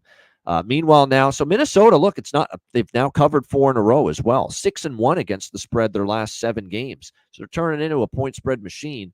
And I'll admit, they're on the upward trajectory, and you can't love the spot for Illinois because they're coming off the West Coast against Oregon, 38-9 beatdown to the Ducks. Now you got to come back home here for this game. They've still probably had the better overall season than Minnesota, but Minnesota's an accelerating improvement we're seeing out of them the last few weeks. 4 straight covers, 3 wins. Are they ready, though, to go on the road and be slight road favorites is the question. It's one of those deals where I can see the love for Minnesota. They're picking it up. Tricky spot traveling back from Oregon for Illinois. But I think if this hits 3, I'm going to be tempted by Illinois because I still think body of work-wise, they beat Michigan. Let's not forget that. When Minnesota, look, Maryland, UCLA stinks. USC has declined. They lost to Michigan. Nevada and Rhode Island are their other wins. You know what I mean? Teams are too close. Playing better, but it feels like we're getting carried away. And it'll be to the point, C-Mac, where if this hits Minnesota -3, to me, at that point, it will have gotten a bit too carried away. And at that number, I may be a buyer in Illinois. What do you think here, C-Mac? Yeah, I will be for sure. And I'm already thinking about Illinois money line. Look, I'm glad I wasn't on Illinois, and I'm glad when I'm not on them, I get the bad Altmaier, Babano, and he was the shit. Yeah, 160 yards. So give him a little. Yeah. But I mean, he didn't have a great game. Yeah. So I think he's a little bit better. I talk about, if he's clean, I mean, I think Illinois could win. One thing too, they're 5-0 at home. I know Minnesota's been playing good football, but against similar competition, I mean, the SC win was good at home. SC can't stop anything late. They couldn't do anything late to score either. UCLA win was all right. They beat down Maryland, but they did lose to Michigan, and that was late. They got their ass kicked at Michigan and scored 21 points in the fourth quarter in that game, right, Pavana? Yes. They did, yes. Yep. Michigan scored all those late, backdoored that game. Yeah, I love how Minnesota's been playing, but this one's a little bit of a head scratcher. I'm going to have to look a little bit into more. And both teams have been good. ATS, if you've been backing them, you've been making money. But I agree. I already like them now, but at 3, I'll get on Illinois back here at home. All right, we stay in the Big Ten. It's Kurt Signetti and the traveling ATM machine that is the Indiana Hoosiers taking on the Michigan State Spartans. Indiana 7-point road favorites, 45 the total. I know I like me some Jonathan Smith, and I think Michigan State, he's gotten all the effort that he can out of this team, but that was a step backward, especially for his defense last week against Michigan. That's not a very good Michigan offense, and in the second half, they just worked you over. And you had no answers for Davis Warren. And your one job, if you're Michigan State in that game, cover Colston Loveland. He's the only guy that scares you in the passing game. And yet somehow he burned them over and over again in the second half. I couldn't believe it, how soft and how horrific the coverage was downfield against the guy that's carrying this whatever passing attack Michigan has. Colston Loveland's been at the receiving end of it. They don't have a great receiving core. The perimeter guys don't scare you. Why the hell are you leaving the tight end open? As you can tell, I was on Michigan State in that game, and I was very frustrated watching it. And the defensive coverage they did not provide against Loveland, and they ended up losing 24-17. They still battled right to the end, had a chance, but they got stopped on downs, and they fall short 24-17. Got to admit, I was disappointed by the Michigan State defense to give up, all the yardage and, have really no answers for Michigan after halftime. It was disappointing. And if you think you're having trouble with Michigan's offense, how are you going to handle this Indiana freight train now? And it even doesn't even matter anymore who the quarterback is. Taven Jackson was fine. Totally fine at the quarterback spot. Curt Cignetti told us that. He said, we have faith in him. He's ready to go. He's experienced. He's been around quite a bit. And he has played well in these 2 games without Curtis Rourke at quarterback. It's a pretty solid Washington defense still. And he was good, solid, moved the ball. They ran the ball well with Justice Ellison. He had a huge game. And now the rumblings early in the week are that Curtis Rourke might be ready to go and return for this game against Michigan State. And even though Jackson's been solid, Curtis Rourke is still better. He's done a nice job in his absence, but Curtis Rourke is still, you're a better offense and you have a better quarterback with him under center. I'm on Indiana. I laid 6.5. It's gone up to 7. I still like it. I mean, this team has rewarded their backers all year. They're an absolute freight train. They've covered 7 in a row. I've been on pretty much all of them. I even took them against Washington, even with Jackson. I still said, you know what? They're overreacting a bit too much to no Curtis Rourke. Indiana can still win by a touchdown at least. And sure enough, they did, 31-17. Yeah, Indiana, there's no way I'm stepping in front of them. I laid 6.5. I think it's 7. I still like it. C-Mac, what do you think?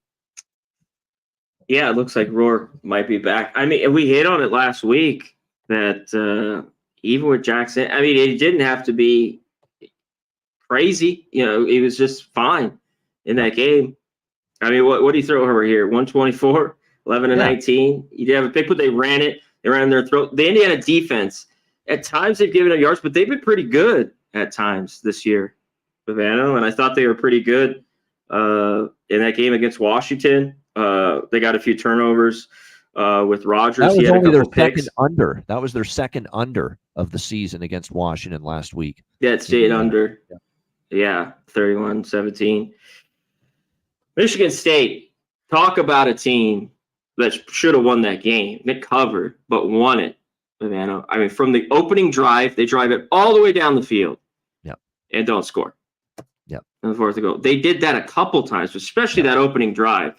I think they had a missed field goal. I mean, just talk about taking the gun and shooting yourself in the foot. That was Michigan State. All the love here. I get it's Indiana. And I think it's good. I think if Childs doesn't, have a horrible game, we'll see. If the defense travels, and even if Rourke's back in, I could see him winning here big on the road. This Indiana team's been great, but I a little bit more to, and maybe these teams just aren't good enough where they could keep taking care of business, but man, that on the road, watch out, especially if the quarterback has a bad game. Things get a little different. So I just put that out for all the Indiana love. Just going on the other side a little bit. But I get it. If you've been making money, keep rolling. That's where I'm at. Maybe you don't jump in this week if you've never been on Indiana this year, but because I've been riding them every week, we keep doing it. If you got 6.5 too, yeah, good. It's better than the 7. And they've been money. I mean, you've been they cashing, can win the Big Ten. cashing. They can absolutely win the Big Ten and be in the playoff. They've shown me how good enough that they can be. Now they're going to face a couple of teams that'll challenge them later on, but nevertheless, they could. Here that's coming up. So maybe this is kind of, I don't know, the last week. Just keep on getting fat and happy and cashing with them. And 2 road teams that not very good teams in UCLA and Northwestern, but took care of business. You got to play who's in front of you, kind of. And we'll see if that continues here. Yeah, they got Michigan after this, and then a bye week. And the great thing is they play Ohio State off a bye week. So they get a bye. Curt Cignetti's got an extra time to get ready for that game at Ohio State, which is by far the toughest game on their schedule this year. How good's that game going to be? Indiana and Ohio State. I can't wait for that in a couple weeks. All right, North Carolina and Florida State. We've got North Carolina, 2.5-point road favorites, 50.5 the total in this game. I can't believe I'm saying it, but for the first time in it feels like ages, or at least a month, I'm thinking of North Carolina, backing them in this game. How can you bet Florida State right now? I mean, it's just absolutely keeps getting worse, if not better for this team against Miami. They couldn't get any offense going whatsoever for the most part. 14 points, and one of those was a late touchdown by Brock Glenn. Doesn't matter. Brock Glenn, Luke Cromanhook. The offense is just a mess. Running the football is a chore. The defense, when they play some capable offenses, they struggle.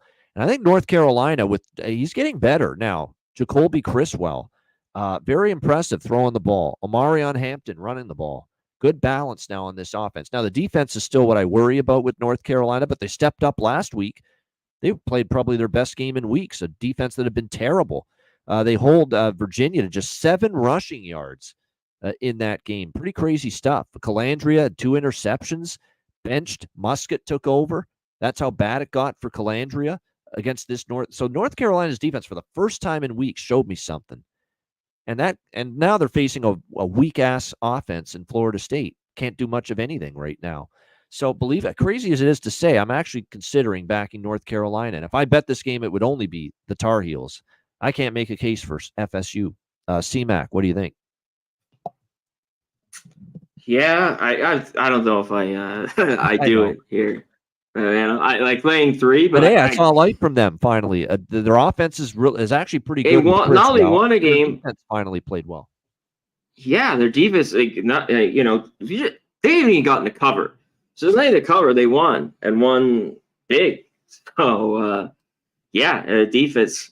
Florida State's offense can't move the ball. So can they kind of build on that? This good win and the defense playing better for North Carolina. Chris was look pretty good.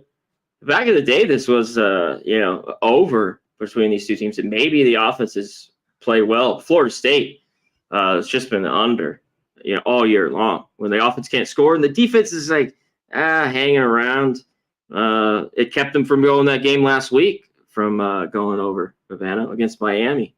You just can't score any points at all. So, yeah, I don't think I'm going to get involved here. I'm just going to have to pass here. All right, the world's largest cocktail party, an annual tradition in Jacksonville, Florida. Florida Gators, Georgia Bulldogs. We've got Georgia 16-point favorites, Everbank Stadium, home of the Jaguars, 52 the total here in this game. It's actually going to be some winning football in this stadium for the folks in Jacksonville here. That's a low blow. That's a shot at the Jaguars right there. Interesting game here with Florida and Georgia. Georgia, we saw what they did dismantling Texas. That was by far their best game of the year after, an unfortunate setback when they played Alabama earlier this year. Their defense was dominant. They made life difficult for Quinn Ewers, 30-15. Carson Beck and the offense got things rolling in that. Now, he did still have now, here's the thing with that game. He moved the football, Beck, but he also still had 3 interceptions in that football game as well. Trevor Etienne was good running the ball. There's still too many bad decisions in Carson Beck's game right now. Like, he's thrown 8 interceptions in 7 games this year. It's just a few too many for my liking. But the defense just owned Texas's front, which surprised me. Now, can they maintain that level of dominance here against Florida is the question. I'll say this about Florida. Where has this come from? They had Billy Napier. They had his pink slip in his inbox just a month ago. And now all of a sudden, here they are. They've won 3 of their last 4. They've covered 4 straight. Okay, Mississippi State and UCF, those wins don't do anything for me. Those teams are bad, and they've gotten worse. But they almost beat Tennessee on the road. They lost 23-17. They actually led a good portion of that game. Their defense is starting to get better after a horrible start. They beat up Kentucky 48-20 last week, and it was a breakout game for their offense. Lagway has been good, getting better at the quarterback spot, but Jaden Baugh, the last few games, has suddenly become more of the focal running back, the lead back, and he's something. He's a talent. There's no doubt about it. And he had 106 rushing yards against Kentucky in that victory. Can he carry that over here against a staunch Georgia defense is going to be the question. If you look at this history of this series, it's been Georgia 6-1 straight up in the last 7 meetings, and 6-1 against the spread or actually 5-2 against the spread. Last year it was 43-20 for Georgia, but it was 486 to 339 total yards. Florida did move the ball, but there was times when they got stopped. They turned it over. They've covered 4 in a row, and prior to the Texas win, Georgia had been a money burner in this kind of price range. Remember, they were a dog winning outright against Texas. But in this kind of a price range, this has been a bad roll point spread wise for Georgia. I am tempted by Mr. Napier and the Gators here in this game. C-Mac, how do you feel about it? The cocktail party. Yeah, I get it. I mean, like how much is this for real here? And both these teams are off buys coming into this Yep. Usually that's game. the case prior to this game. Yeah, both teams get Yeah, the bye. Yep. they do. Even the Tennessee game for Florida was close. Can Lagway have the big game here? Like that's the key. Like making the throws. And remember, Georgia, Graham this Mertz is out of the defense. picture. He's out for the season with injury. Yeah, he's gone. Yep. Yeah. Yep. Which I kind of liked. I mean, I know they were kind of sticking to him, but kind of bringing in Lagway, which was all right, I guess. But at least just want to. I'm sure Mertz was he going to come back for his 9th year now because he got another red shirt. He might. Holy shit! Yeah, never get him out of college. Yeah. Don't fucking bring that up to me. God damn. All right, but Georgia, yeah. I mean, they smothered just the biggest game, and they were dogs. Now, massive favorites. This is the key here. They're just over 2 touchdowns here, 16. In the last few years, it's how to define this Georgia team as the ones maybe the last 3 or 4 years because they've just took care of Florida easy. But this year, Georgia, this team hasn't covered numbers. And Beck, you mentioned he moved the ball, but yeah, he had those interceptions. That was like, thank God that their defense. If you're going to cover a number like this, you can't have a 6, 7, 8 minute drive like Georgia likes to have. Get down to the 10-yard line, and there's Beck throwing a pick in the end zone. That's going to make it a whole lot tougher to cover minus 16. Yeah. Can we trust Florida? How much can you take from those? I was just impressed. I don't think UCF is very good. Tennessee, we talked about the crazy start. And right now, Kentucky doesn't look that great. So I don't know. I can't take anything in this game. This is just a watch for me. Maybe you bet it live. I don't know. Maybe you get a better number with Florida even. Yeah, maybe Georgia just surprises them early. You'll get more than 21 with Florida. Maybe then you jump in with them. Maybe you could look at that. Do we get back to old Georgia covering number like they did a couple years ago? I mean, they just haven't done it this year. Like if you've wanted to lay shit with them, you're losing. Yeah, Mississippi State covered against Georgia, just a few weeks ago as well. Yeah. Auburn, yep. Kentucky. And Florida's not given up on Billy Napier. It definitely feels like there's been a rallying cry for the players around their coach the last few weeks. I don't know if it'll be enough to save him. I think he's still defense has been better, which I was shocked because they've been horrible. Yeah. Okay. But I don't know if they're that good. So yeah. Stanford and NC State. Next up, NC State 9.5-point home favorites, 46.5 the total here in this game. Maybe we can buy low on Stanford here a little bit. I was waiting to see a pulse from them, and I know Wake doesn't have a very good defense, but at least finally we saw Stanford offensively, get the ball rolling a little bit, score some points. They gave Wake a battle. They fell short 27-24. Depending on what number you got, either one pushed or lost with Stanford in that game. Meanwhile, NC State coming off a bye week and a big win on the road at Cal. 24-23 is 9-point downs, but laying points with this team. You want to do it? I don't think I can. They haven't covered as a favorite yet this year. Western Carolina, Louisiana Tech, Northern Illinois, Wake. They lost outright as they've been a terrible favorite, NC State. And I know that C.J. Bailey, their quarterback, and obviously, look, Grayson McCall, we wish him all the best. He's retired from football. He's making the right call. Too many concussions, too many injuries. So he is no longer a factor with NC State. It's C.J. Bailey now for the rest of the season. And he had his best game by far, no doubt about it. He has had 2 really good games in a row, honestly, against Cal and Syracuse. We'll see if he can. And Wake, he played pretty well even in the losing effort. But still, this team's been a brutal favorite. Stanford at times when they've gone on the road, the Syracuse game is the one that stands out. They won outright. Now, they've had some injuries. They've had some problems, but they definitely picked it up last week. Defense was a little bit better. Ashton Daniels was solid as far as throwing the ball. And Eomanor, the Canadian receiver for them, had a great game. 11 receptions, 96 receiving yards. I just can't take NC State as a favorite when they're 0 for ATS laying points this year. So I'm leaning Stanford. C-Mac, what do you think? Yeah, just over. They are off the bye after the crazy win at Cal, scoring 2 touchdowns there in the fourth quarter. It seems like at least Bailey's been able he's been better, and he's been able to find more receivers, and some more options, like even in that game against Cal. So they are rested at home, but yeah, 10 points here. Man, I can't do it. Stanford finally scored. When they've gone at home or on the road, finally scored 24 points. We talk about Wake, not the best defense. They just haven't been able to put up points. Sometimes I watch this offense and it just can't get it done. And then when you look at the defense, is very good as well. Still one of the worst pass defenses in the country. So yeah, this is nothing. Pass, goodbye, farewell.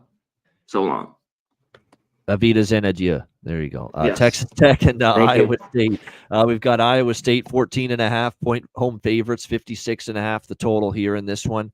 Look, here we are. Now we are going to have to wait and see what's going on here with the quarterback situation here for Texas Tech. But that being said, Mr. Hammond, who came into the game for Texas Tech. Now, granted, TCU's got a pretty shit defense at times, but still, you got to give him credit for the way he played last week in that game for an injured Morton. Morton's questionable right now early in the week with the shoulder injury. He left that game due to that injury. We'll see if he returns here. Texas Tech's usually good in this role, though, catching points, catching bigger points.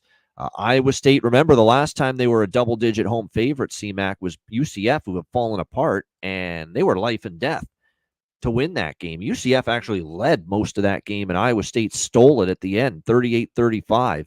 They are off a bye, so it is an advantage for them with that. Texas Tech in this price range, though, I'm always interested. We'll have to wait and see, though, if Morton plays. CMAC, what do you think here? Texas Tech, Iowa State. So am I. I'm interested. Iowa State still undefeated and hang on. They've been pretty good. ATS even at home. Their offense is better with that, but UCF. their defense isn't as good. I'm noticing. They haven't been as good. 56. That's what I was going to get to. Over here as well. I think this can get over. I with Morton, I know he went out, but him was pretty good. Their offense too. They can run it. I think this is just too many here, 2 touchdowns. And it sucks because Texas Tech's defense is horrible. But I think they can hang around this game, and there should be points. I mean, Iowa State should be able to still score on them. So over and lean into the dog here that they can hang around.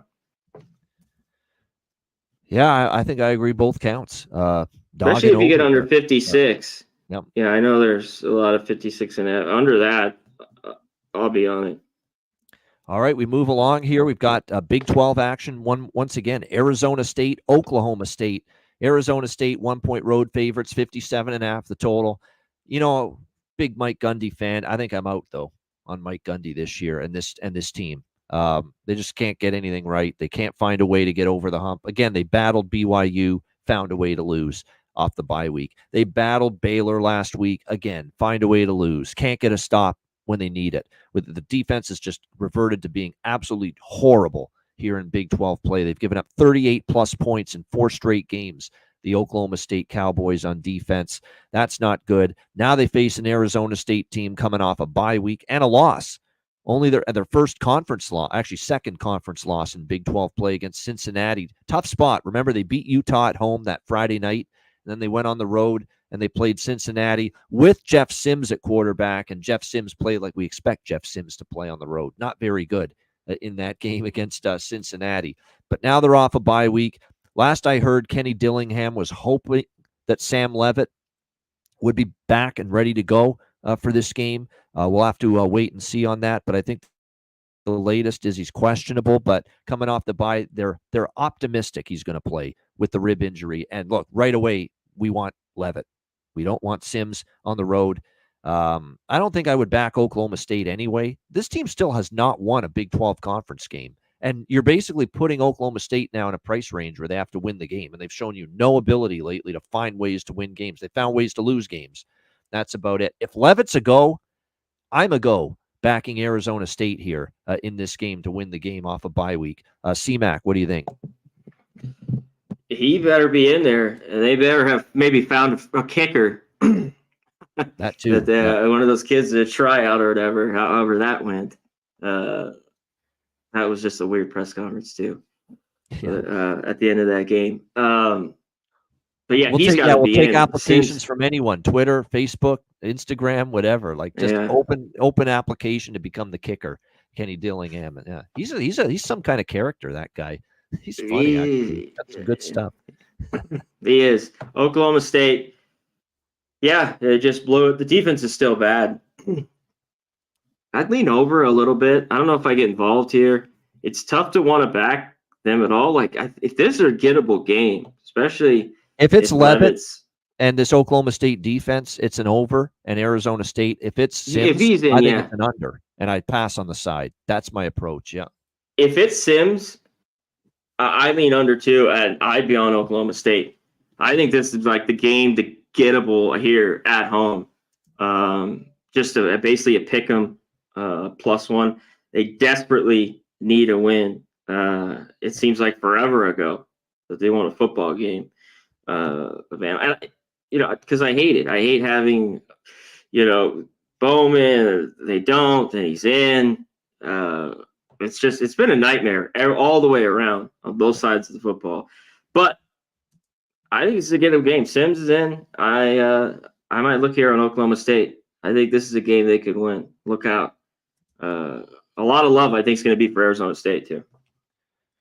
Well, the love for me is only if Levitt plays, because I can't back Sims on the road. I'm not doing that, even against Oklahoma State's defense. It's got to be Sam Levitt if I'm playing the ASU side. Yeah, it's still Oklahoma State.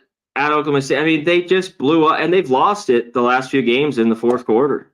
Yep. BYU, where they played better, and then last week, kind of a desperate Gundy maybe get his guys up to get a win here. Yeah. Well, try to rally those troops again. It hasn't worked yet. Will it work this Saturday here against Arizona State? All right, next up, Pittsburgh and SMU. Back to the ACC. SMU 7.5-point home favorites, 59 the total. I think at north of 7, I'm interested in Pitt.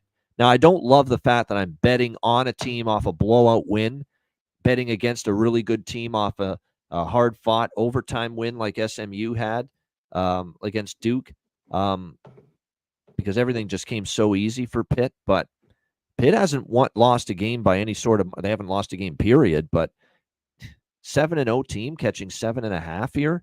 Against SMU with Holstein and the offense have been very good. The defense is starting to get better. That's 2 really good defensive games in a row from Pitt. That was the question for me. Their defense wasn't good early in the year. Suddenly, the last 2 games, they've made Kyle McCord look like a stiff. They held Cal to 15 points. They've played much better defensively the last 2 games, Pitt. And they keep it going here against SMU. Now, SMU at home has had some blowout wins, but they also did lose to BYU, but they did blow out FSU and TCU at home. I think Pitt's better than those 2 teams. I'm leaning Pitt here, honestly, plus 7.5, over as well. I think we could see points here in this one. I prefer the offenses of both of them. Pitt's playing better on defense, but SMU at home seems to be able to put up points, especially the last 2 games. And SMU's offense has scored at least 28 points now in 5 straight games since their bye week. So I lean over. And I got to be honest, at 7.5, I'm interested in the Pitt Panthers. C-Mac, what do you think? I know 7-0 team. It's a little bit telling with them. The win with Cincinnati was big, and then they beat up a North Carolina team that's been nobody. Like, those are the road wins. So I think that's what they're kind of looking at. But yeah, 7.5. There's 8s out there right now too, even so. Both these defenses, I think, have been a little bit better than who they really are, though, in some of the numbers. And I think both ways they'll have success throwing the football. I know Pitt's off that. It was just McCord. The game was over. Do you know what I mean? Pamela, where they couldn't give, there's some more points. That game probably just creeps over. So I think this one could get over as well. Man, I'm going to look into this a little bit more. SMU at home here. This is where I've wanted to fade. I mean, I did last week. I know there was on the road, but man, when they're laying numbers like this, I still don't think this defense is great. I think they're pretty good, and I think Pitt could take advantage of that and keep this game maybe close. So yeah, I'm leaning Pitt.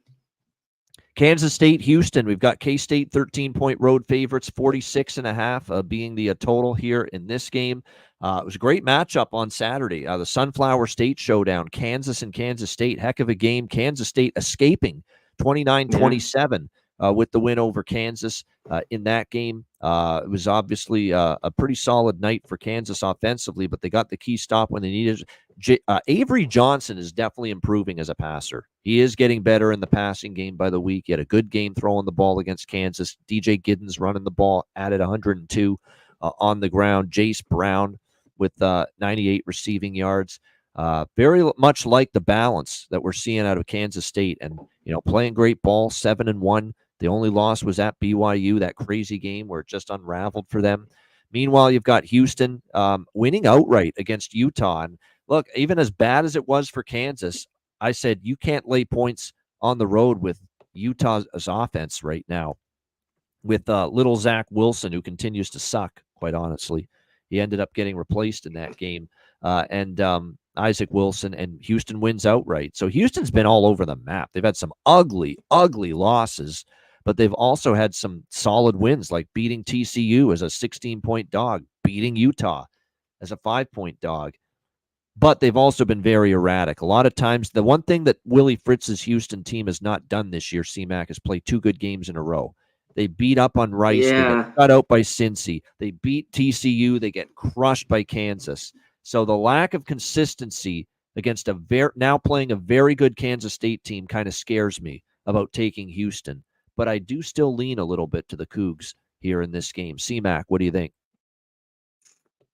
Yeah, this is a game too. I don't want to go crazy, but there could be some weather here, and this one just stay on top of it later in the week. I don't go crazy with it here on Monday. We talked about Chris and or Donovan Smith, the quarterbacks. That's rough. It's so bad. They have to win. I mean, if that's where you kind of lean their side, this would be a lot better if it was over 2 touchdowns though, because of that offense, and they can't get down. But man, we saw it against Kansas. They just got down. They were fucked. I mean, they just can't come back. Chris can't throw 61 yards. I know it's because it gets Utah, but they're not going to beat K-State. Him throwing 60 yards in that game, even though as much they want to run it. The under's been really good, except that KU game where they gave up a bunch. So I'd have to lean that way, even with this number. The one thing that's been pretty consistent has been that defense, except that the Kansas game. Even TCU, they held down. They got a little bit in the second half, but man, Hoover was off his game early on. Iowa State just 20. So I lean under here in this game, and I don't know if I get there on the side. All right, USC Washington, Big Ten action. We've got USC 2.5-point road favorites, 55.5 the total in this game. I don't love this game either way. The idea of laying points on the road with USC is not that appealing. The idea of taking Washington right now is not that appealing. I really don't have much here. USC wins and covers, it probably goes over. If Washington's going to win and cover, it probably has to stay under. They can't get into a shootout with USC. So I think it's a correlated game, and I don't love either team enough to back them. So this is not a game I expect to be betting flat out. CMAC, what do you think here? USC Washington. Yeah, I'm interested here, which I haven't been much all year on Washington. I don't trust this SC team. Just look flashy and good against a shit banged up Rutgers team, especially on defense, and cruise to victory, 42-20. And I've had struggles with Washington. Yeah, I didn't want anything to do with them. Iowa, they got beat. I haven't really wanted them all year. The Michigan game was one of the lone spots, but I kind of like them here. Rodgers has been, I've never had a lot of trust in him, Savannah, and look, last week. He's an air raid quarterback. This is not the right style or scheme or system for him. It's not the right fit. Yeah, at least, yeah. But I think he gets to have some success against this SC defense. And Washington's defense, I think, is all right. I don't think they're great. I'm interested with them here at home, +3. I think this is a game they could win or win outright. We've seen, usually it's been going Midwest, but SC's just been bad on the road. This team hasn't been good at all. Savannah, they haven't been able to make stops or make plays on offense, especially in the fourth quarter. So this is Washington for me here, +3. All right, Washington here for CMAC. All right, Wisconsin and Iowa. Once again in the Big Ten here. Iowa, 3-point home favorites, 41.5 the total. Can't say I'm really rushing to lay it with Iowa. Wisconsin, though, They had a great start against Penn State last week. You know what was That's bizarre? Drew Aller obviously gets injured, leaves the game. He kind of struggled in that game against Wisconsin's defense. He gets injured, and I thought, wow, there's in some really big trouble now. But in comes Pribula, Bo Pribula for Penn State, and he actually played very well in that game. Moved the team. They wore down Wisconsin as that game went along. Of course, Braden Locke made this killed the momentum. They never got back on track after his pick six. Braden Locke, once he threw that pick six when Wisconsin was in up the third 10-7 quarter. at the time. Yep. Oh And yeah, that all was the the momentum went to backbreaker. Penn State, and all the air came out of Camp Randall and that place. And Wisconsin never got it back again. And then they got worn down in the fourth quarter. Offense stopped working, and that's the issue with Braden Locke. When you put him up against a good defense, he's going to struggle. But Iowa's defense is not nearly as good this year. They've had games where they've given up points, but against the bad offenses, the weaker offenses, they've done well. Northwestern, Washington, Minnesota, they've done well in those games. And this is a weaker offense, in my opinion, with what they've got now with Locke at quarterback. So it's tough. I mean, Wisconsin is playing hard, though, and they have been better the last month until that game against Penn State. And Penn State, look, is one of the better teams in the conference. You look at head-to-head, Iowa 15-6 last year at Wisconsin, but a game where actually Wisconsin outgained Iowa. Now Wisconsin is an underdog. I mean, this actually got bet down 4-3. If you got +4 on Wisconsin, I could see it. And I definitely, at 3 or more, I lean Badgers, but I don't know if I'll get there. C-Mac, what do you think? Yeah, they're just threes now. If you did get to 4, I think, because I think they could keep this game close. But you know what? I don't want them. I don't want either team really. I think Iowa at home, if I could pull the win off here, but even laying 3 with them, I mean, I know it's something I really don't want to do in this game. And is this total low enough? Wisconsin's defense has been pretty good. Iowa, I know these games have gone under, and I've been on a ton of them the last 4 or 5 years, but they've just been able to get over the number this year and 7-1 to the over. So just scoring a little bit more. The defense at times giving up a few more scores. So what happens in this one? Yeah, I just got to pass. I kind of lean Iowa, I guess, if you kind of have the 3 or below, but if there's not a whole lot of trust in this one with their offense. I would agree with that. All right, we move along here. We got UCLA and Nebraska, another Big Ten matchup. Nebraska 7-point home favorites, 41 the total. So we know Nebraska obviously had that brutal game against Indiana. I got to give them all the credit in the world for the way they battled against Ohio State, though. I wasn't sure we were going to get them that competitive, especially with Ohio State off the bye week and the loss to Oregon. But I give them credit for after how bad it was against Indiana, for them to respond and take Ohio State down to the wire. Now, I know they didn't. It's like a moral victory. You lose 21-17, but Matt Rule's got to be proud of the way his team responded. Dylan Raiola did have an interception, but he did move the ball well enough. Dante Dowdell running the ball was pretty solid for them. The defense hung in there for a large part of that game. They kept the run game in check. They shut down, Travion Anderson and Quinshawn Judkins, the running backs for Ohio State. Got to give Nebraska credit for the way they clamped down on the run game. Now they're back home off 2 losses in a row.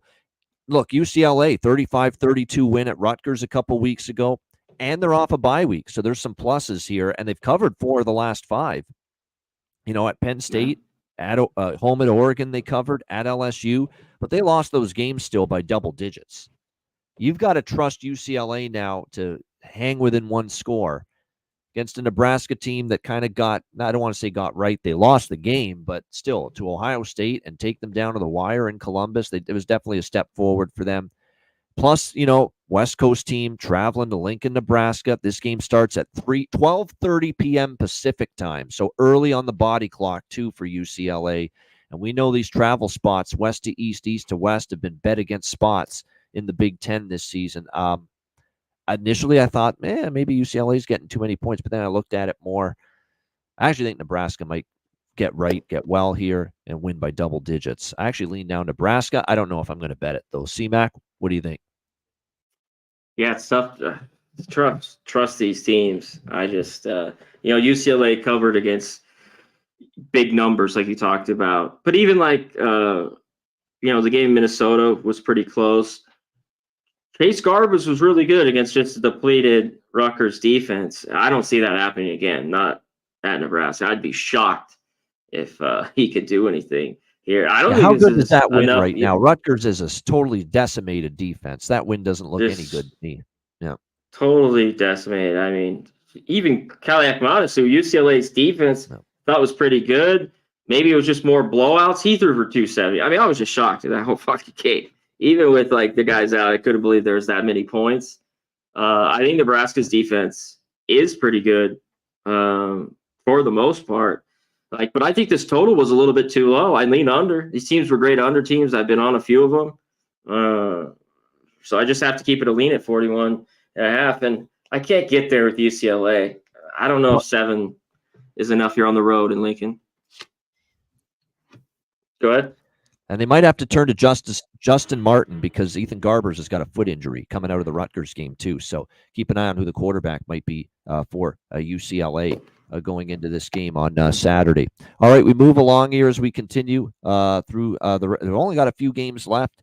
Next up, it is Oregon and Michigan as we stay in the Big Ten. And we have Oregon 14.5-point road favorites, 45.5 the total in this game. I guess the biggest concern for anyone, including me, because I'm considering Oregon here, but the concern I have is that Oregon has only taken one trip, out east so far. Now, and it was Purdue, and it was 35-0, but Purdue is awful. Michigan is at least halfway decent, at least on defense. They can be capable at times, even though we've also seen them lose to Washington, give up 27, 21 to Illinois. We know Texas ripped them apart on defense. So the defense is not as good as it was last year. We know the offenses struggle with Davis Warren or whoever they throw in there. It doesn't matter. Davis Warren, Alex Orji, Jack Tuttle. It's not a very good Michigan offense this year. It's not an offense I trust against one of the elite teams in college football. But it is an early start, 12:30 on the West Coast. It's a lot of points to be laying. That might be enough to keep me off it, and only the second road trip to the east for Oregon. But I don't think I can get there with Michigan. I just don't trust them because the one time they played someone of quality by far, and that was who? That was Texas. They lost 31-12. Against Illinois, by the way, they lost 21-7 on the road, and Illinois just got whipped last week by this Oregon team, 38-9. So common opponent. Michigan loses to Illinois by 14. Oregon beats Illinois 38-9. Yeah, I can't get there with the Wolverines. It's a lot of points. They're at home, big house. I get all the mystique and all that. I get it, but I don't think they match up well with Oregon, and I can't back them. Doesn't mean I'm laying it with Oregon. I'm still on the fence with that, but for me, I could only look at the road favorite. What do you think here, C-Mac? Yeah, I mean, it is the big house. I mean, they should be plenty up for this. I just don't think they have the horses. That last game we got to Michigan State, they dominate, like time of possession 37-22. They should have covered. They could have even won that game, Michigan State. I know. If they finished in more drives and covered Loveland tight end, which Oregon I'm sure won't he did have. Yeah, they better. If you've been backing, I know this on, man, and even here maybe Oregon's been, unless Michigan comes out gunning here and playing well. Oregon's been money early on. Like first half, they just keep cashing their team total or covering numbers. Yep. And I think they could do that here. Yep. Yeah, as long as I think they're going to be up for this one. It might not be easy, and obviously the line's not huge, but I think sticking with them even first half. I don't know much. One thing, Oregon, the defense has been good, and I keep talking about it. So what's this Michigan team when you just line up in the box, like you said, make sure to watch Loveland, but just cram it and be like, dare you throw it deep, because Oregon's defense has been that good. So, yeah, I don't know if Michigan it's so weird seeing Michigan here at home catching all these points, but I just don't. I think they're a very average football team right now. Even defensively, they're still solid for the Big Ten, but yeah. It's just difficult to measure how good they are because they played one offense in the stratosphere of Oregon, and that was Texas, and they got, and they took it to them at the big house too. 31 points allowed. So yeah, I think Oregon first half. I'm interested. All right, They've next been up, very good, yeah. I'll be they've right been back. very good, definitely in the first half. All right, we've got UMass and Mississippi State next up. Little odd non-conference game scheduled here for Mississippi State, right in the middle of SEC play. We've got looks like, there we go, UMass, there we go. Mississippi State 18-point home favorites, 59.5 the total in this game. You look at this Mississippi State team, and since they went to the Van Buren boy at quarterback, Michael Van Buren, like I said, their offense has been pretty solid here since that happened. And they've been scoring points, but they can't stop anybody. I mean, it's a horrible defense for Mississippi State. Now, maybe you would think in the back of your mind, well, you've been ripped by some pretty good teams, some pretty good offenses. You know, Arkansas put up just now 58 against you. You gave up 34 to Texas A&M, 41 to Georgia, 35 to Texas, 45 to Florida. I mean, they've been absolutely ripped on defense. But now you're playing UMass, non-conference. Are they really going to move the football against you? They still might, because, you know, Fomachan is their quarterback. He's experienced. He's been around the block, multiple programs. UMass has been able to score at least 20 in 4 of their last 5 games. I think even against this Mississippi State defense, UMass is going to be capable of moving the ball a little bit here against them. But I don't know if they're going to slow down the Mississippi State offense with Van Buren. Like I said, he's given them a little pop at the offensive side of the ball. Devon Booth should be able to run the ball. Kevin Coleman, good receiver for Mississippi State. And UMass defense still pretty bad. 45 to Missouri, 34 allowed to Northern Illinois, 31 to Central Connecticut, 34 allowed to Buffalo, 38 allowed to Toledo. You get my point. They're still not a very good defense, UMass. So I like the over here quite a bit, 59 and a half. And I do lean to the dog, believe it or not, because Mississippi State's got Liberty next. Sorry, they don't. They have Tennessee next, Mississippi State. UMass has Liberty next. But UMass has been sneaky in these double-digit dog rolls, which they've been in 3 times this year, a double-digit underdog. They've covered all 3 times as a double-digit dog in the UMass this year. Miami Northern Illinois. Actually, Missouri they didn't. But the other games they did. Toledo, Miami and Northern Illinois, they covered as a double-digit dog. So I think UMass plus 18, a dead spot for Mississippi State in between conference games. Their defense not good enough to be laying 18 anyway. So I like UMass a little bit, and I definitely like this game over the total. C-Mac, what do you think? Yeah, I didn't love the one against Missouri too much. I kind of like them here, plus 18, UMass.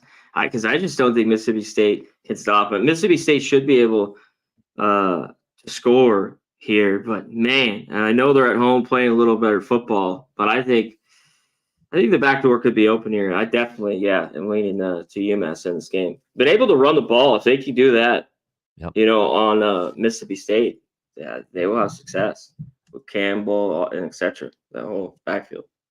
I still remember one of the times Mississippi State was a double-digit home favorite, they lost outright to Toledo.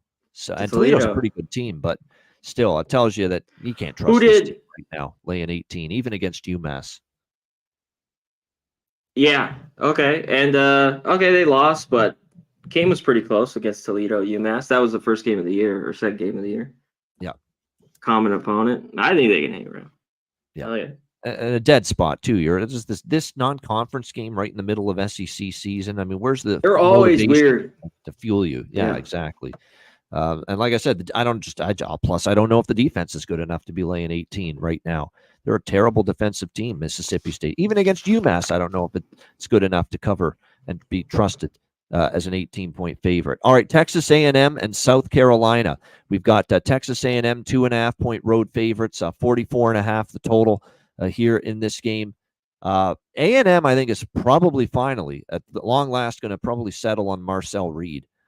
He replaces Wegman. They didn't get the good Connor Wegman first half against LSU last week, but boy, Marcel Reed comes in, and what a spark he provided. The offense got rolling, and LSU really couldn't stop it from the point Marcel Reed entered that game and went and did a pretty nice job running the ball as well. 62 yards, 70-yard completions. Amari Daniels got the run game going. Noah Thomas in the passing game for A&M. And then in the second half, they turned what was a close game at halftime into an absolute, actually it was a 17-7 LSU lead, and then it turns into a wow, just an unbelievable explosion, a 31-6 second half in favor of Texas A&M in that game. And it was all sparked by Marcel Reed leading the offense and the defense. Credit to them, they made their adjustments. That's why Elko's a good coach. He fucking coached the pants off Brian Kelly in that game. He coached the rings around Brian Kelly. Big game Brian Kelly striking again for LSU in that game. But that's why, and I said that's why I liked A&M too. Elko's got a coaching advantage, and Elko made all the right moves, and Kelly couldn't do anything about it in the second half. But now they're going on the road, laying 2.5 against a South Carolina team that, look, they've been solid, they've been feisty. They should have beat Alabama. They crushed Oklahoma. They're off a bye week going into this game. LSU off the emotional win against LSU. Not the best spot. Carolina off a bye.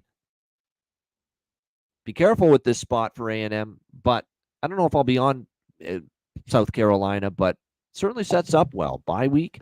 They've been, feisty team. I still think A&M's the better team, and that's probably going to, and I like Elko, and that's probably going to keep me off it, but I'd be worried a little bit.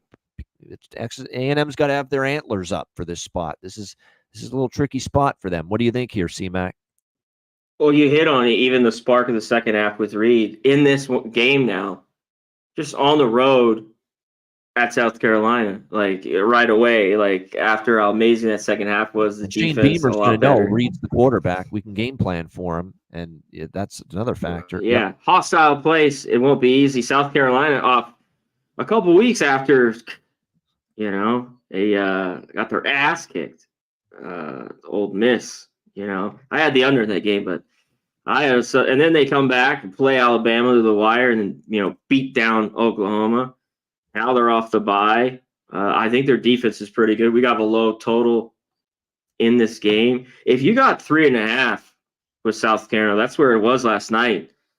Yeah, I get it. Now 2.5 games have been close. Texas A&M's kind of beat up on South Carolina. South Carolina did win here 2 years ago, 30-24. But for the most part, Aggies have been very good.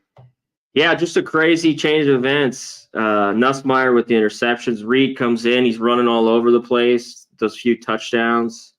And they took care of business. I was happy. I had A&M. I don't know if I really want to go back to the well. And the defense stepped up, big in that game. Had a few big sacks where LSU hadn't given up any sacks.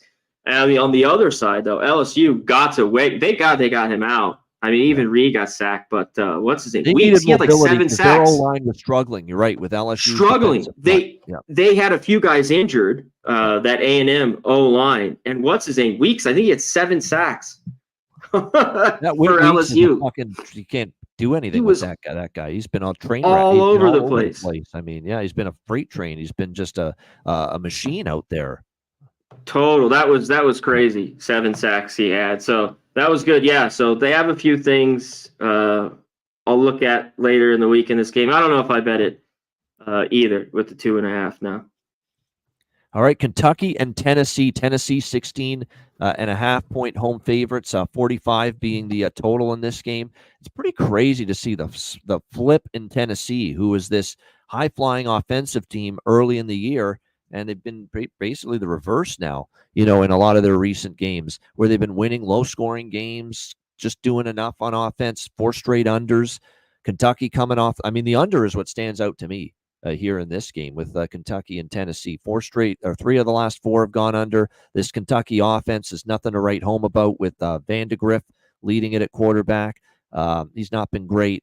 Tennessee's defense has been solid the last few games as well. They've given up Tennessee's defense. They haven't given up more than 19 points in a game this year, Tennessee's defense. So let's give that D credit. Meanwhile, Iamaleava and the offense has kind of, not been as explosive or as strong as it was early in the year.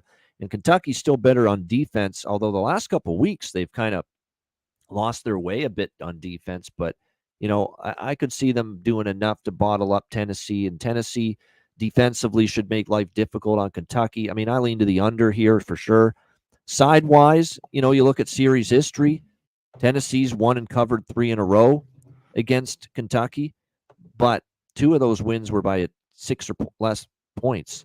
So we'll have to. But the last time Kentucky went to Knoxville, they got rolled 44-6. So it's one of those deals. I don't think I can take Kentucky, though. Double-digit dog did beat Ole Miss outright on the road earlier this year. Maybe I lean Kentucky, but I don't love it. I think the under's the better option in this game. C-Mac, what do you think?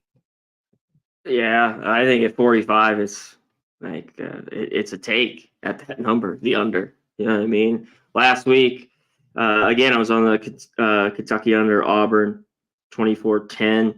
I know the Florida game went over, but I don't trust Tennessee. This offense, just ever since the beginning, like the play calling is soft. Like if they keep doing that, this is dead under, and they're not maybe even covering.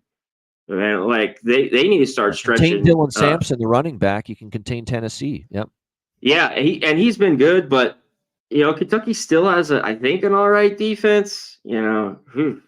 Like at Florida, they got ran all over. A few of these games that haven't been great, but I think they could maybe keep this within the number. I lean them to 16, but I think 45.5. I have to be on the under. I got to see it.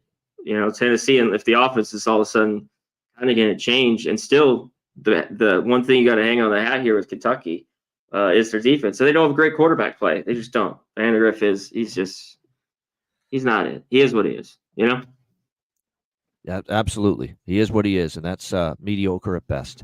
That's about it.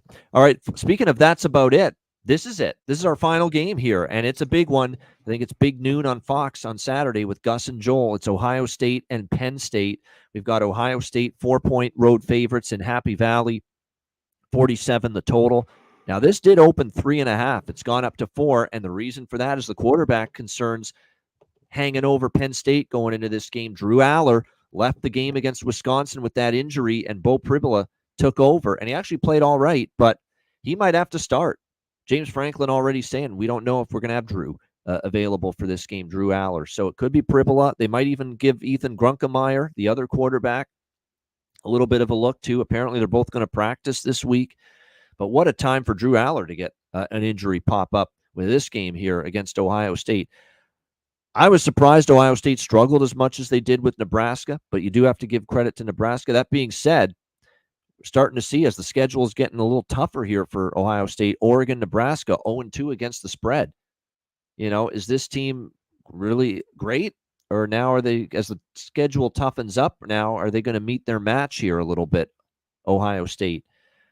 I am still in the camp where until I see James Franklin step up and win a big game and beat an Ohio State or a Michigan, who he's never beaten since he's been in the Big Ten here with Penn State, I ain't backing Penn State. And even less do I want Penn State now with Aller's status in doubt on Saturday.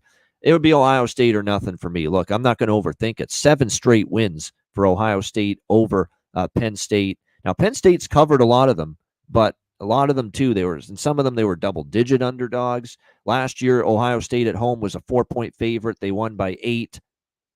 And it's not Penn State at night. This is Penn State early in the day, noon Eastern, this kickoff. Yeah, I've got to see it before I believe it, and I've got to see it before I bet it that James Franklin can step up and beat Ohio State. It's really that simple. C-Mac, I actually lean to the under here if Drew Aller doesn't play, because Ohio State and Will Howard, the Nebraska game, they got bottled up. Penn State still got a pretty good defense to make it difficult on Howard and Jeremiah Smith and the run game with Judkins and Henderson. And meanwhile, you can't expect Penn State with their offense, especially if Aller doesn't play, to march the ball up and down the field. So I would lean under here. Like I said, I don't know if I'll bet the side at -4, but it's Buckeyes or nothing. Like I said, I've got to see it before I believe it and bet it with James Franklin and Penn State beating this Ohio State team, which they never do. C-Mac, what do you think? Yeah, can Penn State do what Nebraska did a little bit and just chug out first downs, time possession. That was big in that game. They had it 35-24. Can they do that? And the one thing, that's why I didn't want Ohio State against Oregon, Will Howard in these bigger games. But I'd be on Ohio State. I just think they're better. here. And Franklin, we talk about every year, he can't get it done. Now he's covered a few, some backdoor of those ones the last few years where they've been 18 and 16. The number's been pretty big. But what do we get now? Only one. No Aller. I just want to step in. Only one of those last 7 wins that Ohio State's beaten Penn State 7 in a row. Only one of those wins was by less than 4 points. 6 of the 7 less than 4 by more than 4. Yeah. Yeah. So, and then all the drama with Aller here, whether he's going to play, everything I've already heard last night and this morning, it's game time decision. So just watch that. And Penn State's still a very good football team. Play should be going crazy, but it's a lot to put on if Aller's not going to start in this game. So I think it's Ohio State. They've already lost Havana. You don't want to drop that. And Franklin, this has just been his kryptonite a little bit. He can't win the big one. So I like Ohio State here a little bit. Yeah, maybe a little more desperation for Ohio State. You don't want that second loss. Meanwhile, Penn State hasn't lost yet. So if they lose the first one, they're not totally out of it. But nevertheless, yeah, you want to be able to get the and by the way, they're an awesome run defense. And that's the concern. Even if Aller does play, it's not like the even if he lighting it up for Penn State. And if they can't run with Katron Allen and Singleton, if those two guys can't get going running the ball, which is not going to be easy against Ohio State. They've stopped the run pretty well all year.